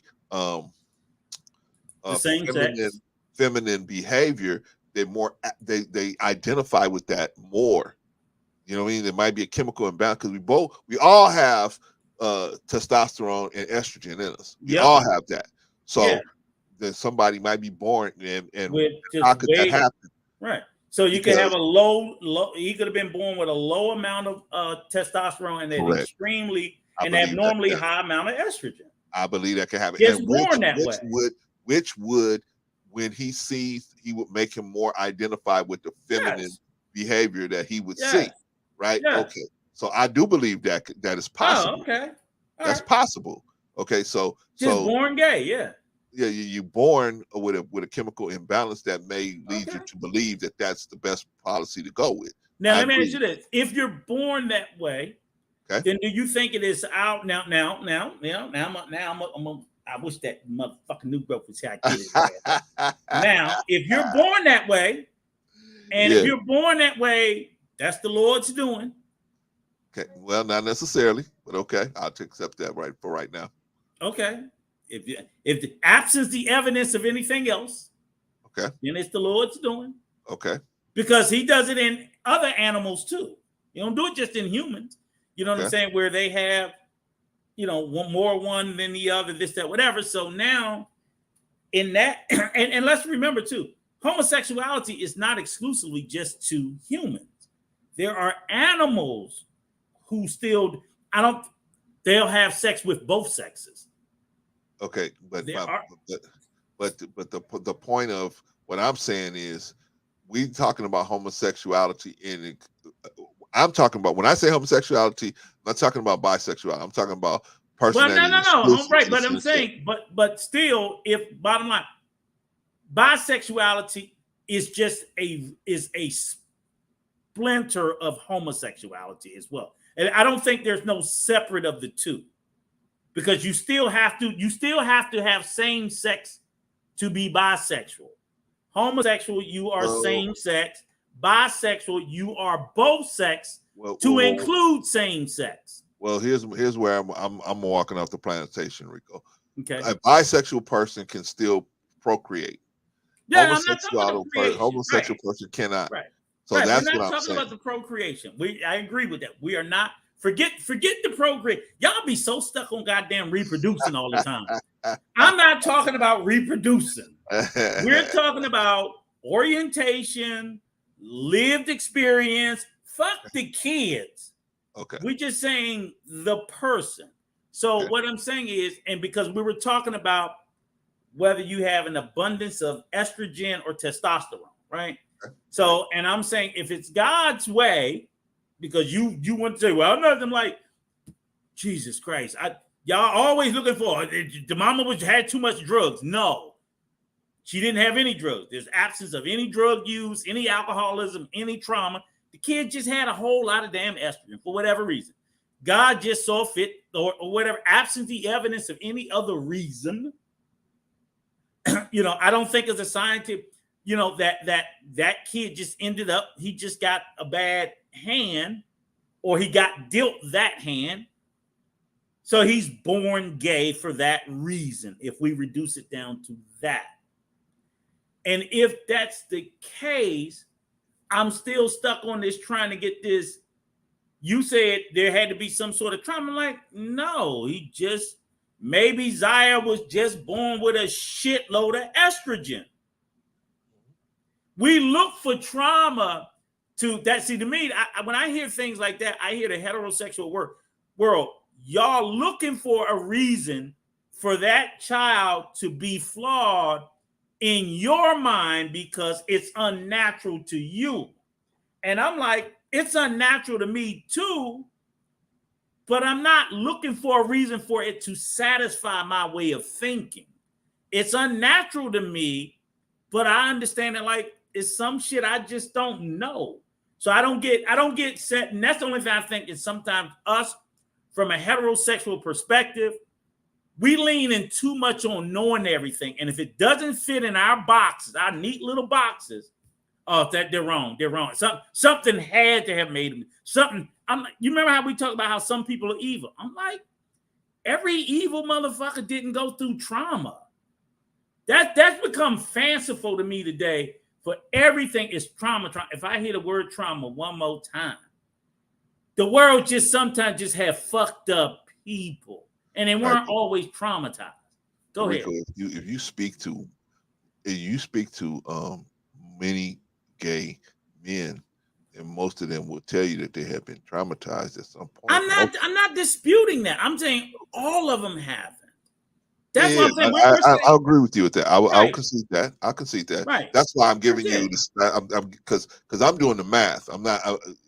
It's not. This is not how I feel. This is just mathematics of it. Is and then I think to myself, okay, so what about all the? So we think about it. So we say, okay, if you wanted to say, okay, 95% of the gay men were molested as little boys, right? Okay, let's say that. Right. But then that's not 100% of little boys that was molested.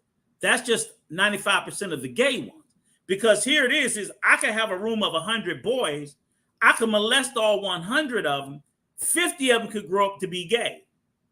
Correct. The other 50 just was molested, but they don't grow up to be gay. Right. So we say, oh, well, if you get molested, it's going to make you gay. No, because half of them didn't turn out gay. So then that tells me there has to be something more than just the molestation. You see what I'm saying? Because every child that's molested does not turn. Do you agree with that? Yeah, I agree with that. 100%. They may carry 100% of them will carry the trauma of being molested by me, but 100% of them will not turn out to be gay.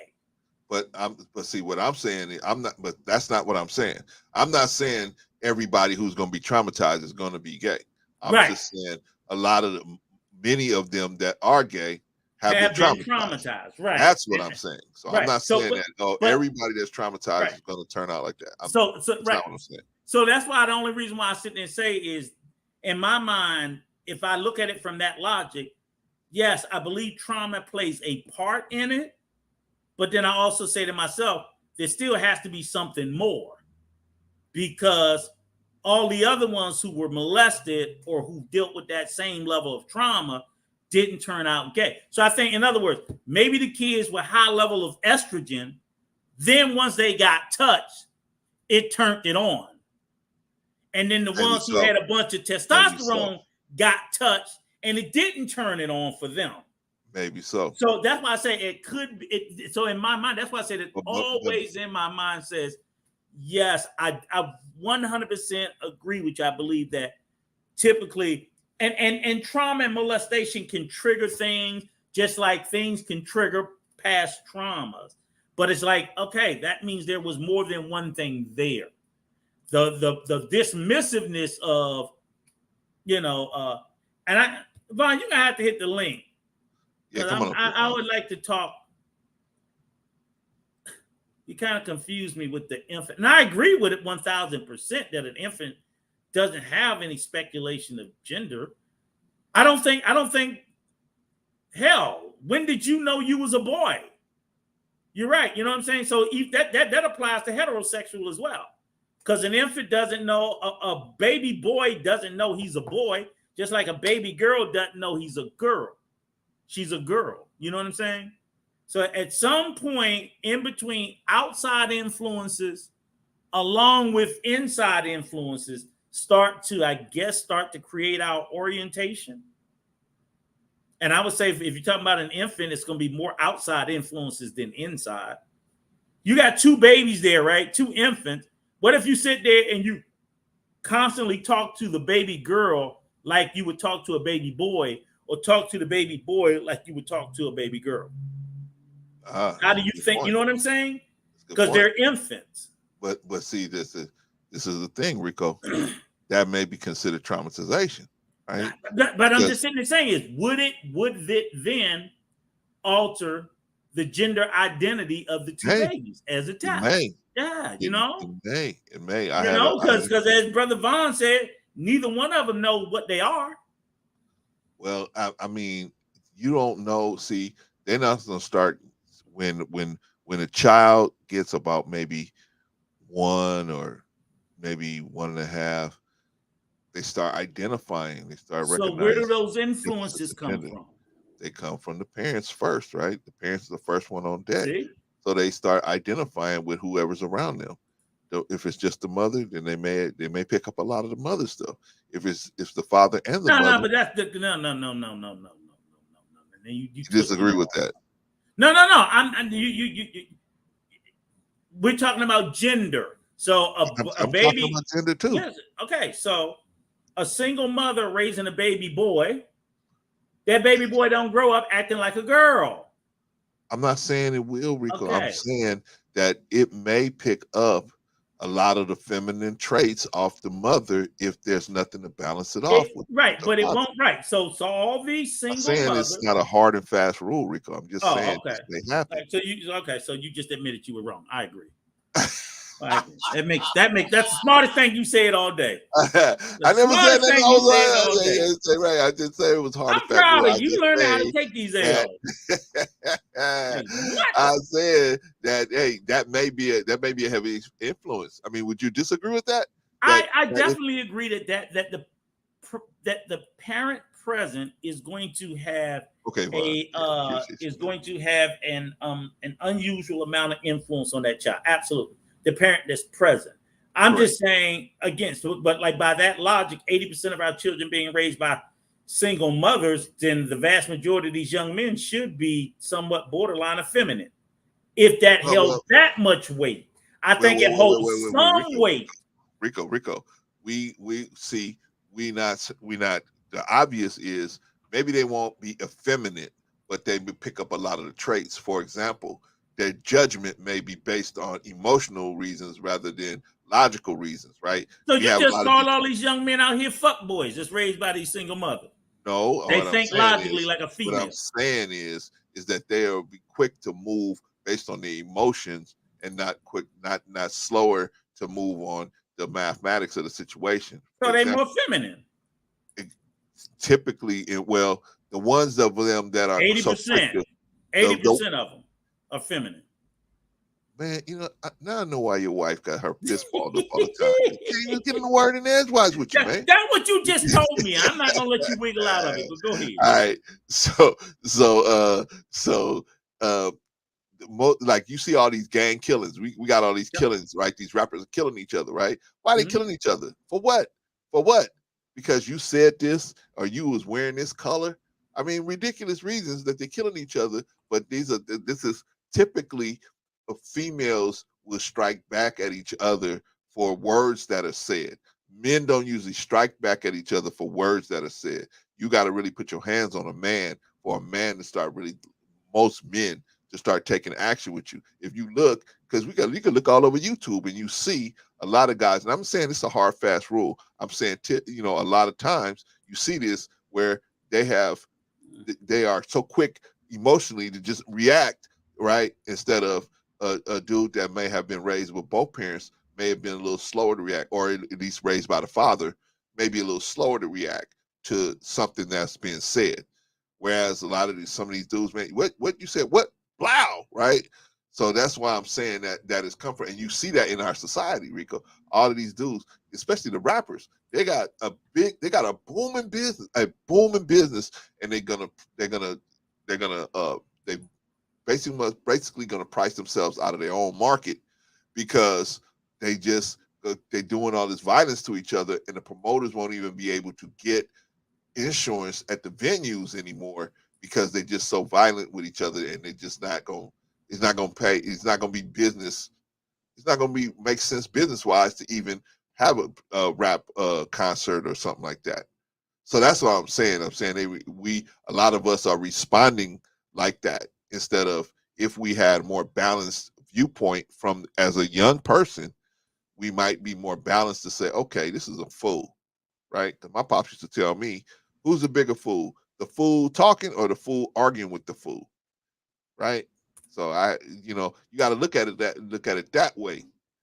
I'm not saying every person raised by a single mother. You were raised by a single mother, right? You ain't out here trying to jump on everybody, right? So that's not a hard fast rule, right? It's a hard. We don't play, right? It's not a hard fast rule. My mama was like Sister Risa, right? Yeah, right. Fuck around, sign out. Yeah, my mother came up in the projects of Pittsburgh, right? So she was the same way. Hey, get your butt back out there, right? so I hear you, but at the same time, we gotta have a balance if we can, and because a lot of these guys are not having a balance, and they not realizing, and they do stuff right, and then they don't realize, oh, there's a price I got to pay for this, right? I might do life in prison just because this dude had on a different color. I mean, I see it out here in LA all the time.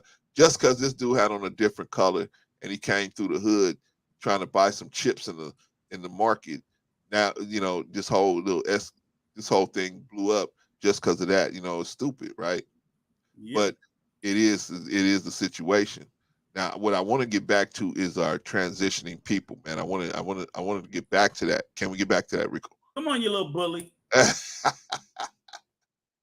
So now, if a person is transitioning, right? If a person says to themselves, "Hey, I'm gonna transition," or you go to your family and say, "Hey, I want to transition. I've been a man this whole time. My name is Rico. I've been a man this whole time, but now I want to swim on the other side of the tank, right? I want to see what that's like. So I'm sitting my whole family down. I'm gonna tell them, hey, I want to be a woman now. I'm gonna go to the doctor and I'm gonna get get the surgery and everything. I'm gonna get the hormone replacements and all of that, right? Mm-hmm. I mean, the fact that you have to get hormone replacement should tell you something, right? And that's what I'm talking about in the natural situation where, you in a natural situation, you wouldn't have to have a hormone replacement. You would just be who you are. But of course, now we got to replace your natural hormones with other hormones, with synthetic hormones, to try to get you to be a female, right? Okay, so if I'm going to transition, can I force society to call me she or he? You can't force. No, you can't. Right? Can I sue you, Rico? Because that's going to be a big issue coming up. Can I sue you? Well, I'm going to tell you what happened to me. Okay, so me and it was. And if your job requires your ass and get fired. Right. 3 people got on the elevator. 3 of us got on the elevator. Me, a Asian chick transitioning to a male, and which I didn't know at the time. I thought it was a guy. I thought it was actually a guy. And then no, I mean not a guy, but just a female, dressed like a man at the time. And another person. We got on the elevator. And so this person asked me, hey, well, the person that wasn't the transitioning person, they never spoke to me, but the other person said, hey, I came here last weekend and nobody was here. I couldn't find anybody to let me in. So only certain of us had our cards had access to let you in, right, on the weekends. And so I said, no, I was here, and I said she was here too, right, pointing to that other person. Mm-hmm. And so and then the other person didn't say anything, just looked at me, and it kind of got like that awkward silence, right, where nobody's talking for a minute, right, and then they got their floor came up, and then they got off, right. Then I was going to a higher floor, so I went out and got off on the higher floor. And later on that afternoon, the other person came to me and said, hey, yo, I just want to let you know that so and so, that person's name is Peter, and you got to address him as he. And I said, oh, I didn't know.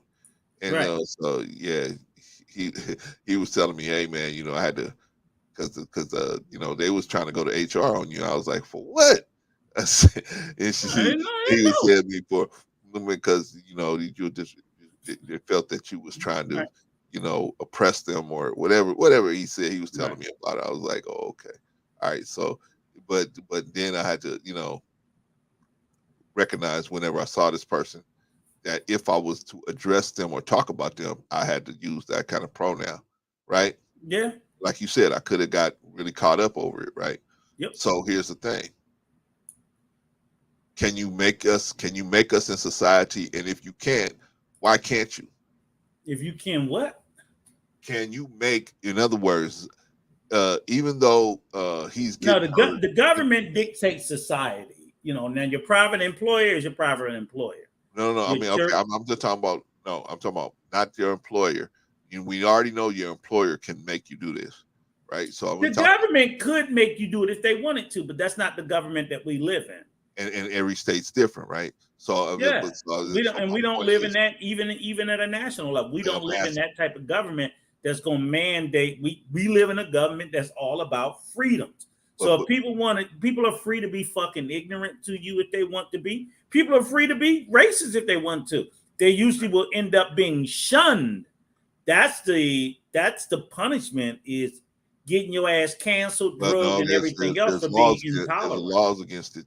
No, you don't. There's no law to force you to address anybody any particular way. If I want to call you a damn monkey all day, every day, I get shunned and drugged for it, but I can do it. But I was talking about the racism, Rico. You can't just. There's no law against racism. No. I'm talking about the physical aspect of it, where you actually physically assault somebody because of their race. There is laws against that. Yeah, but there's the law. The law is the physical assault. That's what I'm saying. Not That's the racism. Well, racism is not illegal. No, the group racism is not. That's a civil matter, right? Oh, you can't sue nobody for racism. You can have a racist ideology. You can have racist behavior. You can't have racist deeds and actions. That's my point. That's what I'm talking about, Rico. I'm talking about you can't sue somebody for their ideology, but you can sue somebody for they act on that ideology and withhold certain things from you, opportunities from you. Yeah, you can, right? Yes. I hear you, Sister Annie. For once, Title 7 and spank Rico. Wait a minute, no, but Annie, is that in what are you talking? Is that in academia? Title 7? Title, yeah. Yeah, because I know that the universities, right? Because those are certain spaces, yes. Like I say, it's illegal in the workplace. Place by place, and that's even job by job. My job, they ain't having it. They ain't having well, Rico, if you walk into Bank of America and they say, we don't give loans to niggas in here. Sorry. So you're right. Corporate America is what's setting it. Corporate America dictates how we behave. Even the way we're talking on this space right here. Right. If the Google and the YouTube find it unpleasing, they're gonna spank our asses. Right. Corporate America dictates it. Right. That's just the way it is. But Rico can okay, so I'm on the street. If you're willing to get off the grid, get off the wire because you so much want your independent freedom that much, you can be an independent asshole. But Rico, what I'm saying is, I identify as a white lady, right? Okay, all right, Karen. And I'm going, Rico. I keep telling you I'm a white lady. Stop calling me Clarence. My name is Karen now. Call me Karen. Every time you see me, call me Karen. And you keep calling me Clarence. Is there any law you breaking, or can I sue you civilly? Because you keep calling me Karen, and the people that you keep calling me Clarence, and I'm not being accepted to the alphabet community. You can try business contacts. The only law is you can try to sue somebody for emotional damage, but you have to prove that whatever they were saying and doing to you caused a certain level of harm. What was the effect of that level of harm? So they're suing me for the action, but the law is not saying I can't keep calling your ass Clarence. You know what I'm saying? I can keep doing it, and I ain't going to jail for it. Birth certificate, Rico. I showed you on my birth certificate. I don't care. I can still say fuck. I'm white and I'm a girl now. Doesn't matter. I can still thank you, Clarence. Right? And again, but then you have to show how you're affected by it, and what did it do to you? But if it didn't do nothing to you but make you upset, you ain't getting shit. No. I'm gonna show you how you took opportunities away from me because I'm trying to get in good with the alphabet community, and because you keep calling me Clarence, they won't recognize me. It's hurting my brand, and they won't recognize me to do business with me in that way. You're gonna have to show that, because if you can't show that, boo-hoo, Clarence. You're going to have to show that, and that's what you're suing for. You're suing for harm that was done. If you can't prove harm was done, boo-hoo. Boo-hoo. So people can sue for harm for anything because we're a very litigious society. All right. So you can sue. You can sue for your neighbors playing too much loud music. We sue for every dumbass thing under the sun. But I'm saying there's no federal law or state law that says you have to recognize someone the way they want to be recognized. However, in the workplace, which is the first place, and I'll tell you this, even if you slandering people here on the YouTube, if somebody find out where you work and complain to your job, they're firing motherfuckers for shit that you say off the clock. Right. So, I mean, just why would you want to, if you want to be that much of an asshole, then go ahead. Right. Go ahead. It's not even about, what you said. No, I'm a brand company. I'm Coca-Cola.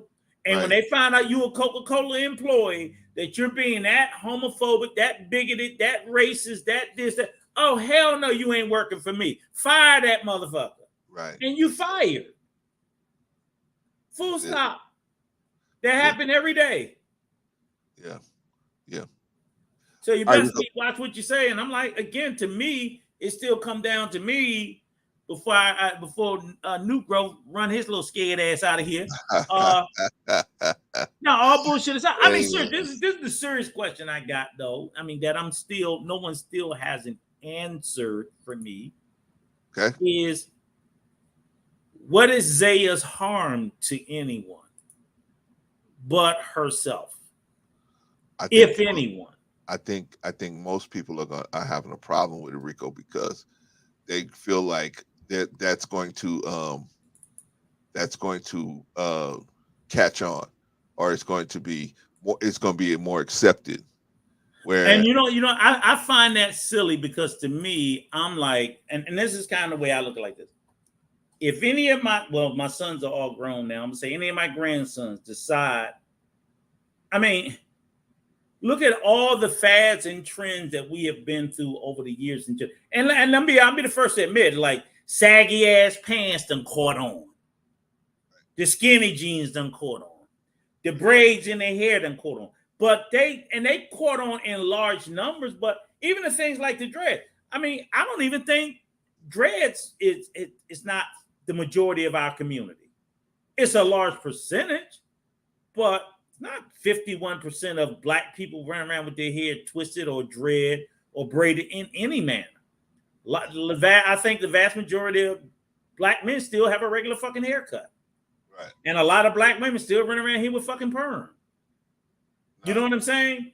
And no, a lot still do. I don't know what's the majority. For black men, it caught on to where you would say all these entertainers, all these athletes and things like that. But we're still talking about, what do you think? Maybe I would say maybe 30% of black men wear their hair braided. I would say it's less than that, probably 20.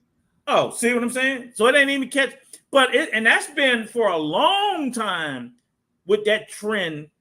And I never thought it would get as big as it got, but it has. The saggy pants, I think that's just a generational thing. Older men ain't doing that dumb shit. No. But that's the younger, and I'm not even saying this. I can't even say it's 100% just the younger men. It's them little bebop wannabe thugs. Because I see a lot of young men that's going to college or working. They ain't running around with saggy pants with their ass hanging out, with their pants to the back of their knee. So it's a certain things catch on to certain segments of our community. So by that, that nature, the LGBT is going to catch on with certain segments of our community that I think was just like the saggy pants and the dreads. There are certain elements in our community that just prone to follow the latest fad, fashion, and trend. Same thing with the LGBT. They're going to carve out that slice of our little gay community that's been there always and quiet. And they're going to finally feel free to come out the closet and go over there and YMCA with them. That's fine. But they was already there. They just was quiet about it, but they were already there. So now they're going to get, but am I afraid that all of a sudden Zaya going to make all black men? No. Or all black women? No. I hate that because I hate when I see them in the manosphere in these spaces where they will take a black woman that's doing like the most foul fucking, look at her. She got she a single mama. She got 4 kids and she's 300 pounds. And she talking about she want a high value man. See, that's what's wrong with black women. I'm like, most black women are not that. We got to stop we got to stop taking the worst of our community and holding that up as an average. That's not an average. Just like you can't hold up a young man with dreads and a bunch of face tattoos and saggy pants to the back of their knees and say that's the average black man. If we can't do that to black men, we got to stop doing that to black women. These, and I'm not going to call them outliers, but these people that are in the smaller percentile of our community have got to stop being the representative face. And we do it to each other. It's black people who will reach down in the bottom of the barrel and grab the most fucked up man and the most fucked up woman and hold them up and say, see, that's what's wrong with black people. Yeah, that's what's wrong with black people, but that's not most of us. And we completely ignore most of us. So most of us is doing fine, got jobs, ain't doing none of that shit. Oh, I don't want to talk about them. Get out my face. Get out my face. You're boring. Come in. Look at her. She's twerking. She at the restaurant twerking with her ass up. Yeah, I can find one of them in every city. But every black woman in that city ain't doing that dumb shit. Rico. Yeah. Can I say something? You know that'll be right for once. Go ahead. All right, so here's the fear. Here's the fear of what this is what especially black people, because we saw this happen. We've seen this happen a bunch of different times in history. We saw this happen with the Greeks, right? We saw this happen with the Romans. Mm-hmm. We saw this happen with the Egyptians, and we saw this happen with the Ethiopians, where the homosexual lifestyle was able to supersede the heterosexual lifestyle, wherein most of the people were living a homosexual lifestyle. And so at that point, repeat that. I said, particularly the Greeks and the Romans, they had a situation where the homosexual lifestyle of the general population superseded the heterosexual lifestyle of the general population. I don't agree with that. You understand that? Oh, well, I understand. That's why I wanted you to repeat it to make sure I heard you the way you. Now let me tell you this. I do agree that they had very large populations of people who practice homosexuality. Shout out to Kimmy. I'm just not sure if it was more. So you're telling me for the entirety of the Roman Empire, there were more gays than straights? Not the entirety. That's what drove it to the situation. It built up. See, because you said that the homosexual lifestyle superseded the heterosexual. Then that would mean that there had to be more people practicing homosexuality than heterosexuality. It got to that point. Yes, it got to that point. That's what happened to the Greeks. That's what happened to the Greeks. That's what happened to the Romans. I know. All of them had very large homosexual communities. I know that, and I know it was all up and down the socioeconomic scale. Correct. I don't think it was. I don't think it was the majority at any point in time. I just think it was large enough to say it affected the overall community. Yes, it was large enough to cause a problem. Rico. Okay, well, what problems did it cause? It caused shit. It caused problems even at the higher echelons, where when you had emperors and shit constantly being promiscuous with same sex, so they were not even able to do their duty. So a lot of there was. So if you look at like the Romans back in the day when they were, I think that it was like during the era of Caligula.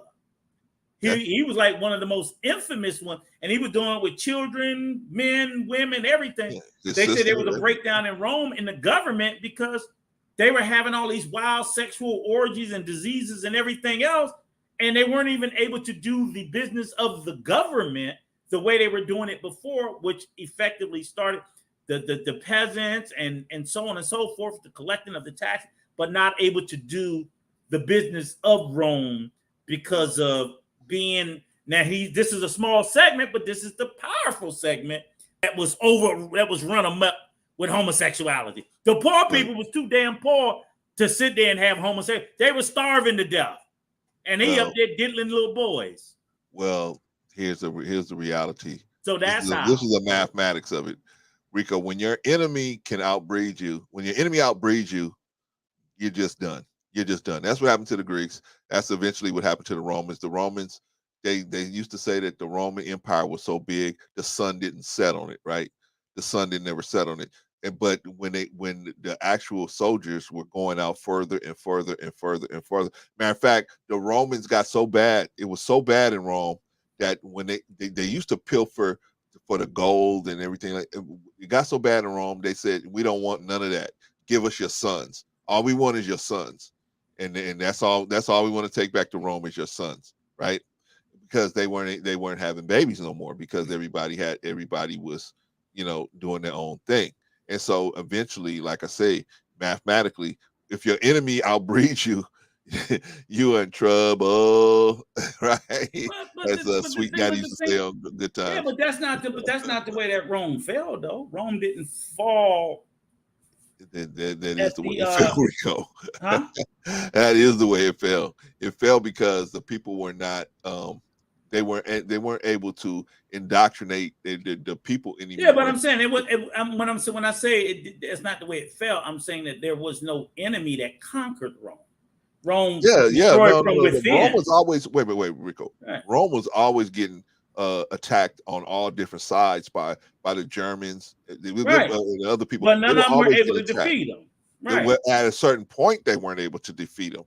At a certain point, the soldiers got so far away, and they decided to just stay where they was instead of going back to Rome because they didn't want to be in an environment where all of this chaos was going on. But what I'm saying is what, from my reading of history, what was the fall of Rome? It came from within. And that's my point. Its own people rose up against it because it they was just cannot so defend fucked up, themselves. right? But I was just saying that when you were saying that when you can't out reproduce, when your enemies out reproduce you, I'm like, yeah, but their enemies did not conquer them. They destroyed themselves through their wanton lawlessness and just utter they didn't have the debauchery. resources, and they didn't have the resources to keep fighting off the enemy. That's my point. They didn't have the resources to be able to. But the enemy did not conquer them, is what I'm just trying to make sure. But I'm not saying that the enemy went in and took over their land and everything. Okay. That's not what I'm saying. How empires are usually defeated? Someone comes in and defeats them. Yeah, no. Their own proclivity for this homosexual behavior put them in a position where they didn't have the children growing up as youngsters to come up and indoctrinate them into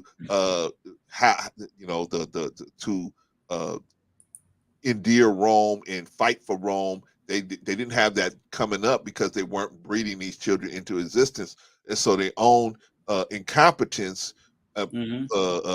destroyed them. But a major part in that was their inability to keep up with having babies.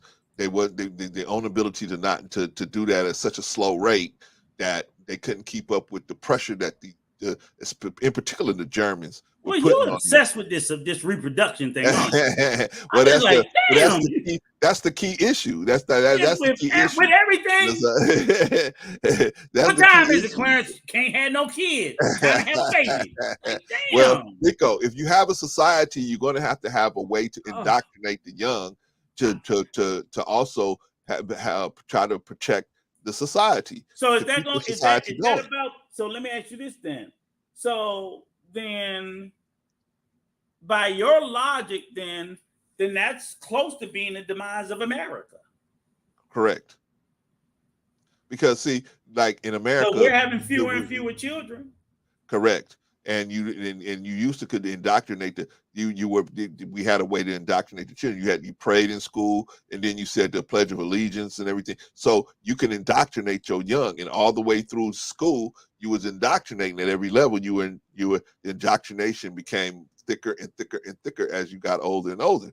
And now, because of the woke society, that indoctrination is going away. So now America is looked at as, by many people, America is just looked at as this country that's just so messed up and, is a bad thing, when there are a lot of opportunities in America, to do a lot of different things. So a lot of people don't, but people don't take advantage of those opportunities. A lot of at least our people, because we don't realize those opportunities.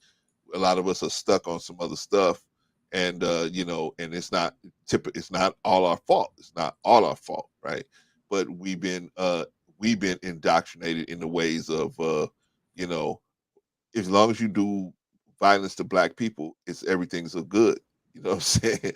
Even here on YouTube, they'll play videos of Black men pulling weapons on each other, right? There's no other group of people that will be able to do that you won't be able to do that with, right? So our children are being indoctrinated with, hey, as long as you're doing violence against Black people, you're keeping it real and you can make money doing it. So it's incentivized, right? And so that's the way they're incentivizing our people to be violent toward Black people. Now, in a regular society, even in the Jewish community, right? In that community, they indoctrinate their children. They have their own schools. They teach their children this, and they teach their children. And when you show that you are competent in that information, then the other ones that are doing business will start doing business with you, right? So they already have a way. They already have it set up to where you can walk right in and automatically you can start doing business, right? If you show yourself to be approved, right? We as black people, even if we show ourselves to be approved, who can we pretty much do business with first? Who we have to do business with first? White people, right? We got to go to them. Can I have a job? Can I have a loan? We got to go to them for just about everything. Can I have some food? Can I have some lights? Can I have some gas? Right? You got to go to them for everything, right? So that's the thing, is they control the society. Now, I think the main fear with this Zaire thing, is that where their fear is not for us to do that as black people. I think they are okay with that. I think they would have more of a problem if Zaire Wade was a white person. Then that's typically when white people have a problem with homosexual issues, is when it's white people. They don't really have issues when it's black people, in my opinion, when I look at it. Okay, y'all. It's getting down to well, let me read this. Kimmy says, recent article in the newspaper says doctors in Britain scared to speak up about negative medical issues associated with certain coupling practices. I don't know. Rico says that homosexuality between other animals is normal, or it happens all the time. Maybe it does, but no, I'm saying there are other animals that have practiced in the art of homosexuality. I'm just saying it's not a uniquely human thing. Yeah, and I get that. That's what I'm. But when you have a society, because if you don't have that situation, have you ever read the book Lord of the Flies? No, I haven't. Okay. Well, Lord of the Flies is about these white boys. About they got stranded on the island. They got stranded on the island, yeah. right? And how they behaved. Yeah, they went loco, right? So my point is, that's the situation you may have if you just have just men or just women in one place, man. You just go loco. You go loco real fast. And so what we need to have is, we got to have a balance. Not to say that everybody, because there's going to be some people that's born with an imbalance chemically, right? They're going to be like Zaire or whatever they want to call it. There's going to be people like that, right? And then there's going to be people that be traumatized. What do? We throw them away? You know what I mean? Because there was, back in the day, what these priests would do is they would pilfer these young boys and young girls. Then they would say when they started telling everybody that the priest was jumping on them, the priest would say that person was a witch or a warlock, right? And so you know what the answer? So they say, okay, well, let's find out for sure. So you know what the answer was to finding out for sure, Rico? What? They dunk them underwater. If they drowned, then they was a human being. If they lived, then you're a witch, right? Mm-hmm. So my point is, thank you, Kimmy. Yeah, I just saw also there's a couple of orangutans that also practice homosexuality. There are fruit bats that practice it. There are beetles, sheep, several animals. I'm just pointing out that, I read somewhere that was like, oh, so it's not just us. Not that I needed no justification, because I'm not. But it's just like, just for me, it's like, I'm not a fan of it. I'm not in favor of it. I'm not a promoter of it. I just ain't about to lose my shit over it, because I just think that is homosexuality a problem in our community? Yeah. But I look at problems in our community and I sort of try to list them in their order. It ain't my top 20. Because to me, I don't see it as an overwhelming thing that we need to resolve right away. I'm like, we'll get to it. Okay. We'll get to it. It might be on page 3, but I ain't jumping to page 3 when I got shit here on page 1 at the top of the list. So what if we eliminated all the homosexuality in our community? So what if we eradicated it? We're still in last fucking place with everything else. And that's where I think sometimes we focus on places where it's the least meaningful for us, because maybe, like you said, it tickles the ear. So we'll get rid of, I'm not about to go on a tirade against homosexuality just to make some conservatives feel good, while my needs and issues around, mass incarceration, discriminate, which to me is far more pressing than to be worrying about that shit. That's all I'm saying. And so like I said, every time this stuff with Zaya comes up, I see the community lose their shit. But then, yeah, thank you, Kimmy. Awesome. Yep, right on. I agree with you 1,000%. But at the same time, good luck trying to get them to talk about oppression. Good luck trying to get them to talk about white supremacy. Good luck trying to get them to talk about mass incarceration. Oh, they don't want to talk about none of that. They don't even believe that exists. I don't see color. Victim Olympics. Right. And you want me to sit there and help y'all bully Zaya? No, I'm not. I'm not going to bully that child, and I can't get y'all to even acknowledge documented, demonstrable, provable evidence about people who look like us. And it's white people that's telling us that y'all ignore. Yeah. But we're going to beat up on Zaya Wade. I'm like, really? Yeah. That's what the fuck is wrong with us, is we got our priorities mixed up. True indeed. That's all I'm saying. True indeed. Well, I don't think I think because every time when he said as a father, this is what I'm gonna do for my daughter, the black community lost their shit. Look at this, it's an attack on us. I'm like, there we go. But all the while, we're being attacked every day, all day, and they say nothing. But Rico, everybody's gonna say nothing.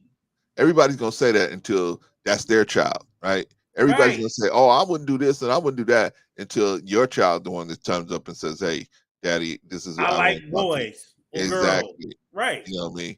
So everybody's gonna say that at first. You know what I mean? So I wouldn't put no.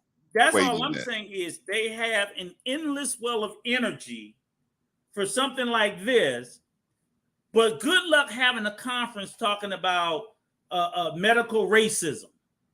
Good luck. Yeah. Good luck. Yeah. Good luck. I ain't got time for that shit. I'm late for talking about Zaya Wade. Or how we can improve test scores for black boys. Good luck. Good luck having that conversation, right? Good luck. Oh, no, I ain't got time for it. I'm late for Zaya Wade. See what I'm saying? That's the problem. Thank you, Kimmy. Right. Good luck. Yeah. That's what we need to talk about. Yeah. How the anti-blackness all around the globe, Kimmy. I would love to have that conversation. I can't even get these fools to admit it exists. Right. They don't want to talk about that at all. They don't even want to admit that anti-blackness is a real global thing. Yeah. They don't want to talk about how even it's so bad that black people don't believe black people in black countries and black communities can't see that they're being oppressed and how they participate in their own oppression. They don't even want to talk about it. They've been so indoctrinated, Rico. They've been so indoctrinated. But in Africa, guess what? In South Africa, you can change not only your gender, you can change your race. Do you not think? Yes, medical racism is real thing. So you don't think that this incessant insistence and infatuation with the LGBT community is not also a form of indoctrination? Oh yeah, everything is indoctrination. Right. Yeah. So they'll even indoctrinate us to get us to go. So white supremacy does that. See, because the level of hierarchy is white men at the top. Yep. They don't even want, just like they don't want black people up there with them, they don't want the LGBT up there with them either. No. So what they do is they'll also get, we got to get those other communities to attack them. And then we can stay above the fray. That's what they indoctrinate us to hate. And I'm like, I'm not saying I love them, but I ain't got no reason to hate them. They ain't done nothing to me. Right. I don't care. They don't affect me or my family in any way. Right. We're not affected by those outside influences. I'm just not. But I get it. If the things that I am affected by are the things I'd rather waste my time on. But every time I try to talk to my people about that, they don't even want to talk about it. They don't even admit. they will literally look you in the face and gaslight you and tell you it's not a real thing. And I'm like, you can't make this shit up. So you're right, exactly, Kimmy. That's but watch what we be talking about later in the week. Let's see if it has a little bit more depth. Kimmy, this is the place to come if you want to have a real conversation. All them other places they're pretty much going to talk to you about the same thing. And do me a favor, Kimmy. Leave us a comment about what you want to hear us talk about, because I guarantee you got some great ideas about some real meaningful conversation. And that's what we need to be doing. We need to be asking our audience, what do they want to hear us talk about? Right. Because all we trying to do is reflect you guys, man. If you guys want us, talk about something, you guys got the places to go where they're gonna blame the black woman for everything. You got places to go where they talking about going to different countries to get women. You guys got all those. You guys know all those places you can go. Or the Rico's favorite conversation, the submission conversation. Oh, you can go. I hear that one more time, I'm gonna lose my mind. You can go there, but if you want to talk about different stuff, hey, we're at least had a conversation. Whether we agree or not, we'll at least have a conversation. All right, Rico. So let's just have it in a mature, serious fashion.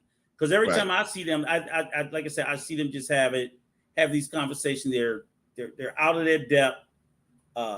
They're borderline immature about it. So they're not serious about it. This is what I don't understand, Rico. How can you give relationship You fade it. You got to come up to the mic. Okay. How can you give relationship advice when you don't have no relationships to show us, or you don't have no success in relationships? How can you this is the only place I know where you can be out here giving advice and you have absolutely no success in the field you're giving advice. And you call yourself an expert, right? and in particular, when you speak on that, the leaders who are speaking on those conversations, it's only in the black community. Because see, when you go over to those white spaces and you see them talk about it, they don't let people up there talk about it and don't be in that real lived experience. Yeah. We do. We allow people who, like you say, who don't have those relationships, who don't have those results, we allow them in our space, in our community of color, to give us advice about what they're not living. That's one I will tell you. In those white spaces, they vet a little bit. They vet a lot better, not a little bit better. They don't just trust and believe them. We'll just trust and believe anybody. Right. Anybody. Somebody can walk into the space today and be fresh off the block and don't even know their damn name. Didn't you hear what he said? Who? What's his name? Who? What's his name? Who? What's his name? They don't even know the damn person name, and they will be sitting there parroting their talking points. In those white spaces, they don't get to shoot that bullshit so easily. Yeah. They don't. Usually when they have those white speakers, they usually have to show up with a wife. You'll see them, they'll be like, yeah, my name's Tom. Here's my wife, Karen. You know what I'm saying? Like, oh, okay, I see you got a wife. You got to at least be able to say you got a wife. I mean, you got to at least be able to say, I've had this experience, right? You can't just say, I don't have no successful experience as a husband. But here, I'm going to give you all this information.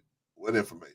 Right. But in our space, we allow people to do it. They'll come in our space, have zero credential, zero evidence to support anything they're saying.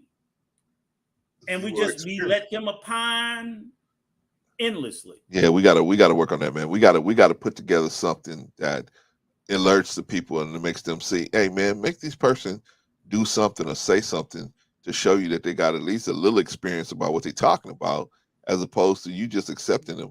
It's like we were talking about Brother AD, and we were saying, hey, just because the dude get into this car don't mean that's his car.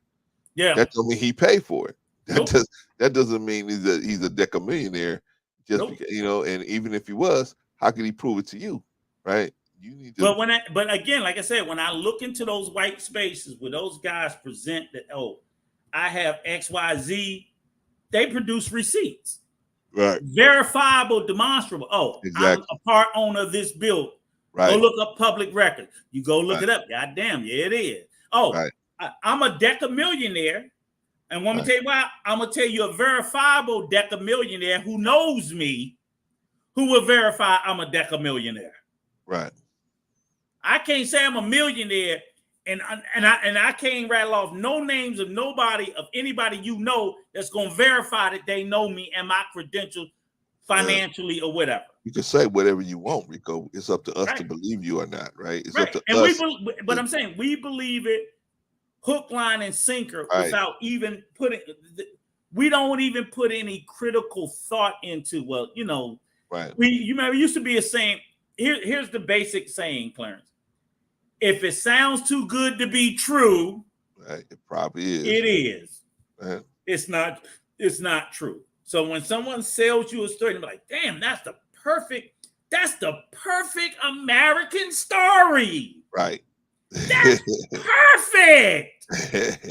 And you ain't never seen or known nothing to be perfect in the entirety of your life. Why do you believe this is? Why? You know, I just think that people want to believe. They want to believe something so bad, man. They want to believe that, and they always want to believe in the underdog or the person that has the least probability to succeed. They want to believe in that, man, and they want to rest their hat on that. And sometimes that puts us in a bad situation because we try to run our lives based on that low probability, when we should be running our lives based on a high probability. And yes, if it worked out for this one person to, do this, cool. But the rest of us might have to approach things a different way, you know what I mean, to make success. But the problem is that's dangerous and that's scary, because, oftentimes, people leaning into those belief systems like that without, it's two things. One, they don't critically think, and then two, the person who's telling them is just basically taking advantage of their naiveness. Yeah. And oftentimes they leave a lot of damage in their wake. Now that's the bad part. That's what I don't like. I don't like when somebody will say, "Hey, I'm a millionaire. Listen to me," and then when you go into their Patreon, you paying $20-$30 a month. In their Patreon, they basically telling you stuff that you can just buy Enterprise magazine, for $4 and read that, right? Right. So, and you need that $20, and they'll sit there and make a comment like, "Oh, why niggas crying over $20?" Some people need that $20. Right. How do you get to sit there and justify just stealing from people? Because to me, that's theft. That's theft. I mean, honestly, you asked about laws. They have laws against it. That's called theft by deceit. Yeah. Dishonest services. You go to jail for stuff like that. All right, let me read this comment, Rico. I would like a topic. Kimmy says, I would like a topic on how to characterize the behavior of some people against blacks through the centuries. What type of mindset can do that to other humans? Is it environmental or biological? I think it has a lot to do with environmental and biological and spiritual. But what do you think about a conversation like that, Rico? I think it's an excellent conversation. I think we got some homework to do. Okay, let's do it. I think we got some homework to do. Yeah. All right, come back Sunday, Kimmy. Come back Sunday, and we're gonna have a conversation for you. And young lady, hit the link if you can, because we'd love for you to come up and converse with us as well, and not just listen to these two old dinosaurs go on ad nauseum. We love the pushback, and we love the challenge. And with all the comments that you're dropping in here, it's like it's awesome. So you need to come up here and teach us and the rest of the family. Yeah, absolutely, so absolutely. Yeah, all right, Rico, we're gonna close it out, man. Okay, let's look for some closing remarks, man. Let's get some closing remarks, Rico. Great stream, like always. We do what we do. Again, like I said, I'm not a proponent. I'm not pushing and then I tell everybody, and I say it and I'll say it again. I am an ally of the community. I'm not an advocate for the community. So I don't speak for the LGBT community. And even when I say I'm an ally of a lot of communities. I'm an ally of the Jewish community. I'm an ally of the Muslim community. I'm an ally, but I'm none of those things. And I don't advocate for any of those things. So when I talk about my allyship to me is as long as those people are trying to live their life freely without any harm to me or others, then I support their right to live their truth, to live their life as they see fit, the same as I want them to respect me to live my life that way. So to me, that's the biggest and best part for me about allyship. Doesn't mean I'm supporting it, because I don't. Right. I don't. But unless I see you doing something of harm to me, another, I just don't think we need to be going around, in this world being overly judgmental. With Sister Hanifa, great stream last night about shaming. Yeah. And like I said in the series, I don't believe in shaming. I believe we should try to shun certain behaviors, not the people, but the behaviors. And that's just a guess, something I just made up, but I don't think shaming works. I find it very damaging. I just find it very hurtful and tearing people down. But again, we talked in particular about that specific community. I am certain when it comes to sports, hands off. No, get the fuck out. I don't want to hear it, especially the female transgender, because it's too fair of an advantage, flat out. Somebody gonna get killed. Yeah. See, that's what I don't. And somebody gonna get killed. Eventually happen. And long before, because you're going to in these combat sports, you got men in boxing. I don't know if it ever happened in MMA, but there's been a couple of boxers that have died in the boxing ring. That is not a. Yeah, man. It's got to be close to a dozen or more over the hill. I would guess maybe, hell, not counting some of the fights that we don't even know about, probably been up to 100 people that have died at fighting, and not even counting bare knuckle fighting and all the other stuff back in the sport of boxing. Yeah. I don't know if it's ever happened. I'm pretty sure it's happened in MMA somewhere around the world. So these combat sports are dangerous and life-threatening on its own. Right. And then now to introduce a male on a female, I find that to be extremely foolish, extremely reckless. Somebody's going to die, and they need to stop this shit now. Give them all their other rights. But that, no. Absolutely not. And I just say sports all the way across. I don't even care if it's a combat sport or not. It could be the swimming, whatever. It's too unfair.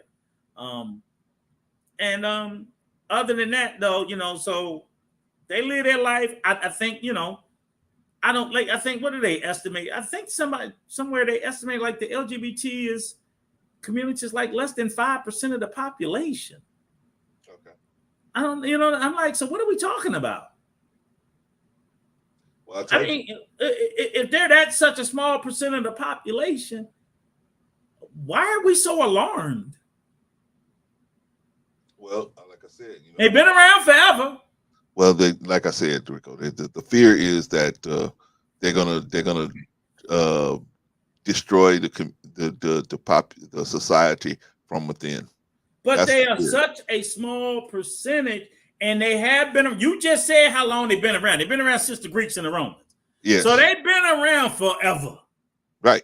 So if they had about 1,000 or 5,000 years to do so. Yeah. And if they ain't done it in all that time, and there's still such a small percentage of the population, I just ask, why such alarm? Because they don't want them to grow, Rico. They don't want their numbers to grow. It doesn't look like it's growing that much anyway. I don't know. Wrong, but I don't know if it is or isn't. But if you've been around for 1,000 years and you're only 5% of the population, they may be on the list on page 3. They can't make page 1. I'm sorry, Clarence. We don't have bigger fish to fry. We definitely got bigger fish to fry than them. Okay. So that's it. That's my closing remark. People, we got bigger fish to fry. We got bigger fish to fry. All right, brother. All right.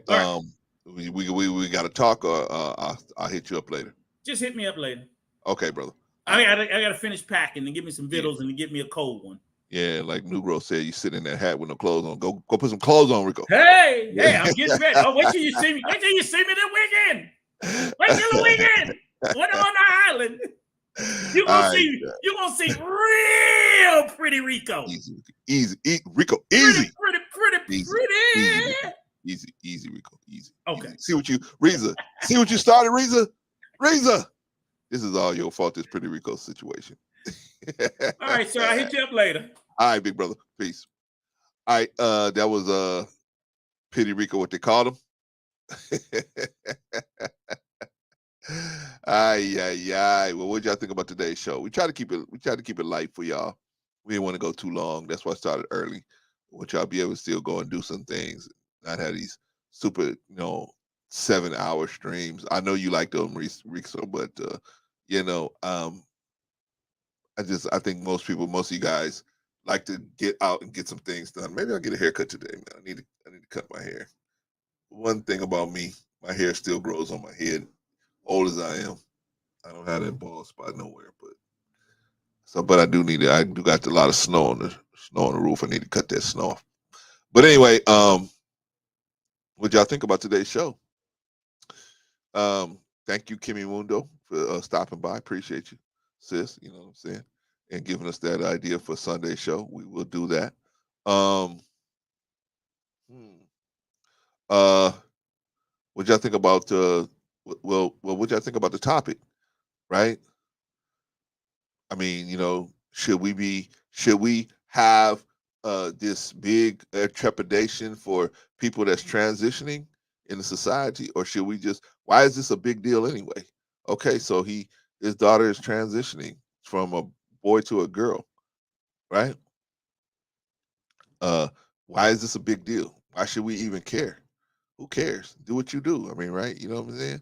I don't care. I got a neighbor that's cooking a pie next door, right? Who cares? I don't care that he's cooking a pie. That's not none of my business, right?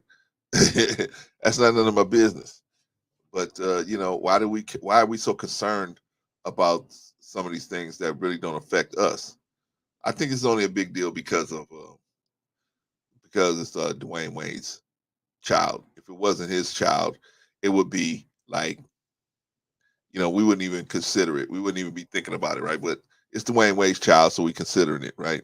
Let me give y'all a little bonus round, man. I ain't got nobody waiting today. Let me give y'all a bonus round. Oh, no, that's not it. That's not it, y'all. Here we go. All right, so what do y'all think?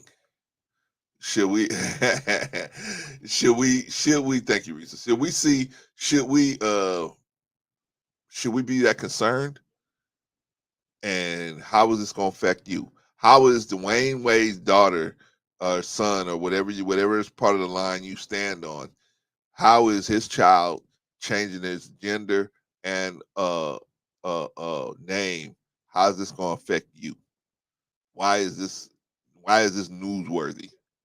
I only brought it up to talk about it to see where most of us stood on the point of when how far is it going to be too far to go? Like me, I identify as a white woman, so I go to a place, they don't have those bathrooms, those unisex bathrooms. They have men and women, right? I go in there and I decide to go into the women's bathroom. They call the security comes. I say I identify as a white female. They're gonna take one look at me and say, you know what? Don't worry. We're gonna call some people to come get you. We're gonna call some people to come. You go ahead and stay in there. We go get some people to come get you out of there, right? But how far is too far? And would I traumatize anybody being in there? How far is the society going to have to bend, right? You got, and Rico said, well, sex is where the line is, right? I mean, sports is where the line is, right? In sports, games of chance, games, where people could get hurt, right? That's where the line draws, right? Now we can actually eliminate a person just because of their gender, because it might not be a safe situation for that person, or it might not be a safe situation for the other people involved, right? Should men be allowed to play in the WNBA? I don't think there's a restriction for women to play in the WNBA. Yeah, we be about to pick you up in 15 minutes, right? If I was in there, Sister Annie, yeah, I'm a white lady and my name is Karen, right? They say, okay, no problem. They're gonna call the people to come pick you up and take you to the place, right? But how far should the society bend, right? These are questions we're gonna have to deal with. They're coming, right? They're coming. You know what I mean? And your children and my children, our children are going to have to think about these things because they're going to normal appearance. I have to tell my sons all the time, you have to meet the family. You have to meet other people that know this person because you want to get as much information about them, right? My sons are young enough where they're still dating and everything, but you got to meet the family. The family is very important. I have a book. I told you guys I have a book. I'm almost done with it, right? I'm almost done with it. It's called The Thinking Man's Book, ebook, where it has 30 plus questions you as a man should be asking a female before you get sexually involved with her. These are questions you got to ask, man. And the reason why you got to ask these questions is because the landscape is different. A lot of these young men say, "Oh, Clarence, you don't know, man. It's different today." I know it's different, man. When I was going out with women in the '80s, there were, you didn't even have to think to ask somebody whether they were born a female or born a male. You didn't have to, those are questions where you didn't have to ask that stuff. That was not even on the table. Now that's on the table. Now you have to ask their health. You gotta know their health. You gotta ask them about what gender they've been born in. I mean, you gotta ask all kind of stuff. It's questions you need to ask before you proceed. Because if you proceed and not know, man, you can get yourself all wrapped up in talking to somebody on the phone and talking to somebody, online, and you had this long relationship where you never even seen this person before and been around them, and then you find out after you come in full, physical contact with them that they were never even born a female or they were never even born a male. How's that gonna work? That's gonna work. The only way that's gonna work is through if you like females. Now, if you like if you're open to dating a male, then that's gonna be no problem. But if you like to date females and this is a male dressed as a female, then the only way you're going to be able to date this person is through suppression. You got to suppress your natural inclinations to be with a female to be with this male.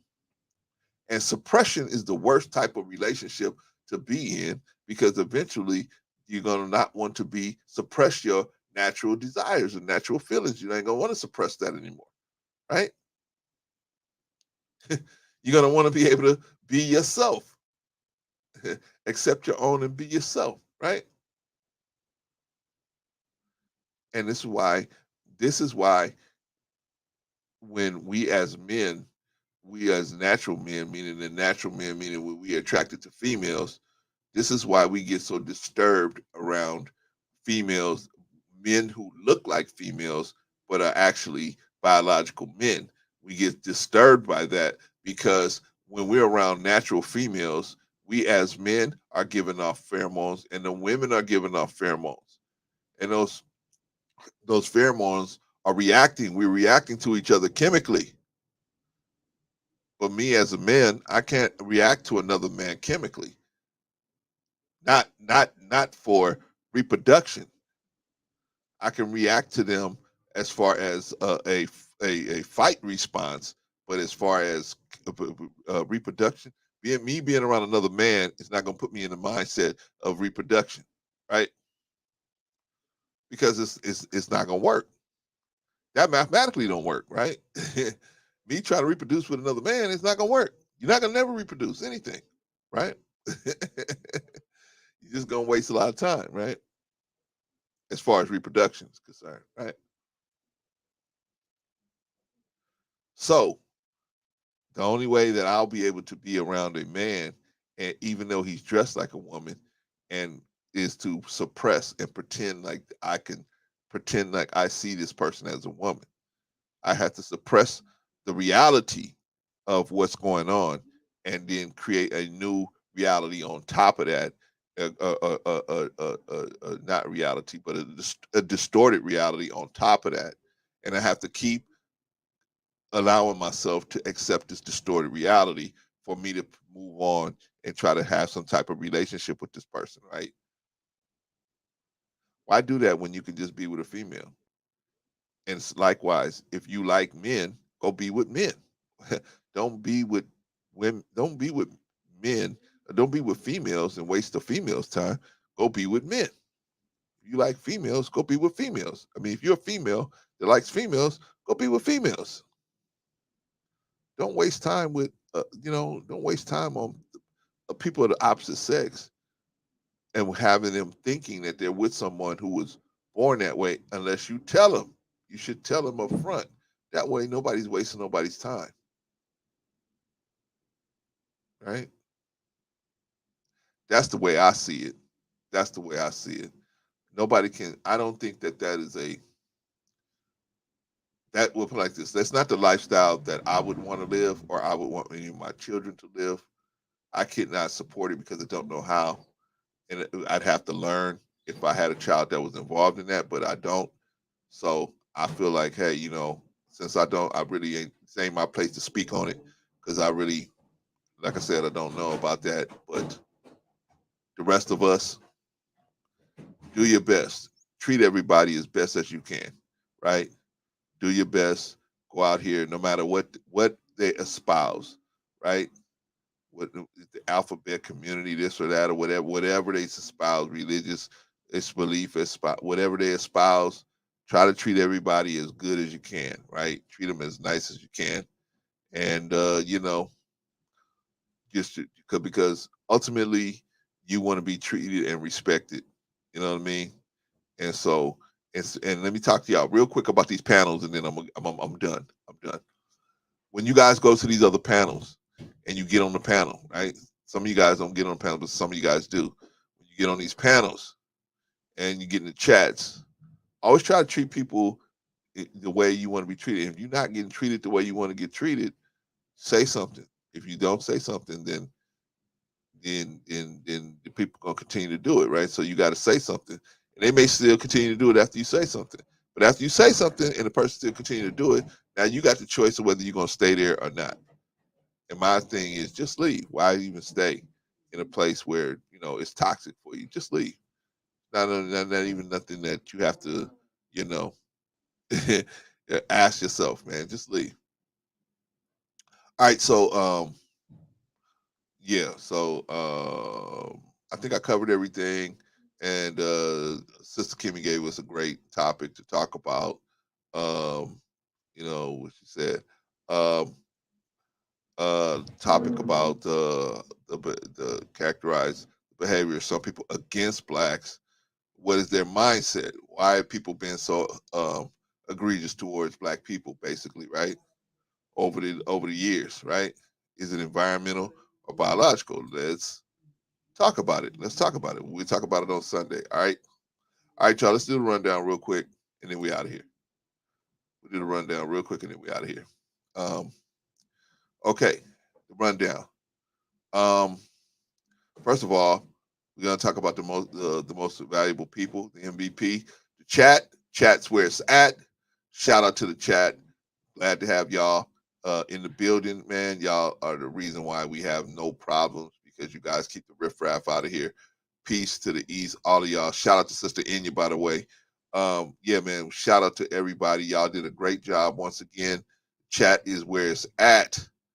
We don't have no problems because we got all of y'all in here taking care of business. We appreciate y'all so much. Shout out to y'all, man. Shout out to y'all. Okay, I'm gonna do the rundown real quick. Who else do we have on here? Oh, strong performance by the chat. By the way, strong performance, very solid. Who else do we have up here? Today was a small cast. We only had Brother Rico. What y'all think about Brother Rico? Very solid, very solid. Rico's one of them dudes, man, likes to argue, right? Likes to go point by point and bust it down. You know what I mean? I got to get him to shorten up his answers. Man, dude, that's like half-hour answers, man. You like, hey, man, I forgot what we was even talking about when you get done, right? But shout out to Rico, man. He made his points. He hit his marks. You know what I'm saying? And we pretty much on the same page. We don't have nothing against you being in the alphabet community, but we should, at the same time, even though that's not where we're coming from, we don't we're not trying to force you to see it our way. Just it should be respect going either way. It should just be respect, right? It should be respect. All right. So what do y'all think about Rico's performance today? Very strong performance. Shout out to him. Shout out to Rico. Very solid performance. What about Brother New Growth? The young buck came in today, as always. Very solid performance, as always. He comes in, man, and he'll go straight at Rico, man.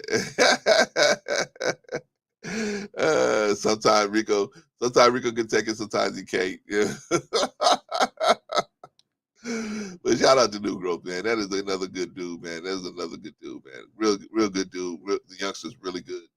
And he's up and coming, man. I think I see him doing some really major things as time goes on, man. You know what I mean? He's starting out here, and eventually, I think he's already doing big things, man. If you listen to his story, man, you'll see that the youngster is really doing some good things, man. So shout out to New Growth, man. But today, what did you think about him today? Very solid, strong performance from New Growth. You know what I mean? Hit his marks, came in, chopped up Rico real quick, got out of there. You know what I'm saying? But New Growth is doing a lot of different stuff, man. His children probably in school, and he's homeschooling them, so he's got to do a lot of different things. So he can't always stay on the phone with us, and he's doing different things, running around. So shout out to New Growth, man. Stay on the pump, man. Appreciate you. All right, so that was everybody, man. That's everybody, right? Sister Annie said different perspectives are needed now. Yeah, we got different perspectives. And you guys, man, me and Rico, man, we will fuss at each other on the phone for hours, right? so I believe so, Sister Annie. I believe so. Yeah, I believe he said him and his wife homeschool their daughters. You know what I mean? But yeah, it's a lot going on. But anyway, y'all tell us what y'all think in the comments. Please try to share the information that we giving out, because we don't want it to just be we preach it to the choir every week. We want to try to expand a little bit so that we can get some of this information. I believe that we got good information that we giving out, and I would like us to try to expand it. I'm still looking into the backpack situation, y'all, so that we can see if we can give away some backpacks with some school supplies. Maybe not, maybe a month or two from now, we can see what's happening. But yeah, man. So I'm still looking into that. I'll keep you guys posted on that. And I think that's everything. Hopefully we see you guys on Thursday. I think Rico is going out of town. He leaves in the morning, I believe. No, he leaves later on the day, I believe. And so then he's gone, and then he's gonna hook up with us from the DR on Thursday. Him, and supposedly, if he can catch up to John, Dajan, he's gonna hook up with him, and they're gonna hook up with us. And from the John's gonna be here. John's here now, I believe. So, but he's still gonna hook up with John and hook and tap in with us. So we'll see what's happening over there from the DR. All right, y'all. So until Thursday, y'all take care of yourselves, man, and be good, and do the best you can. And remember, always be the bigger person if you can. All right, peace.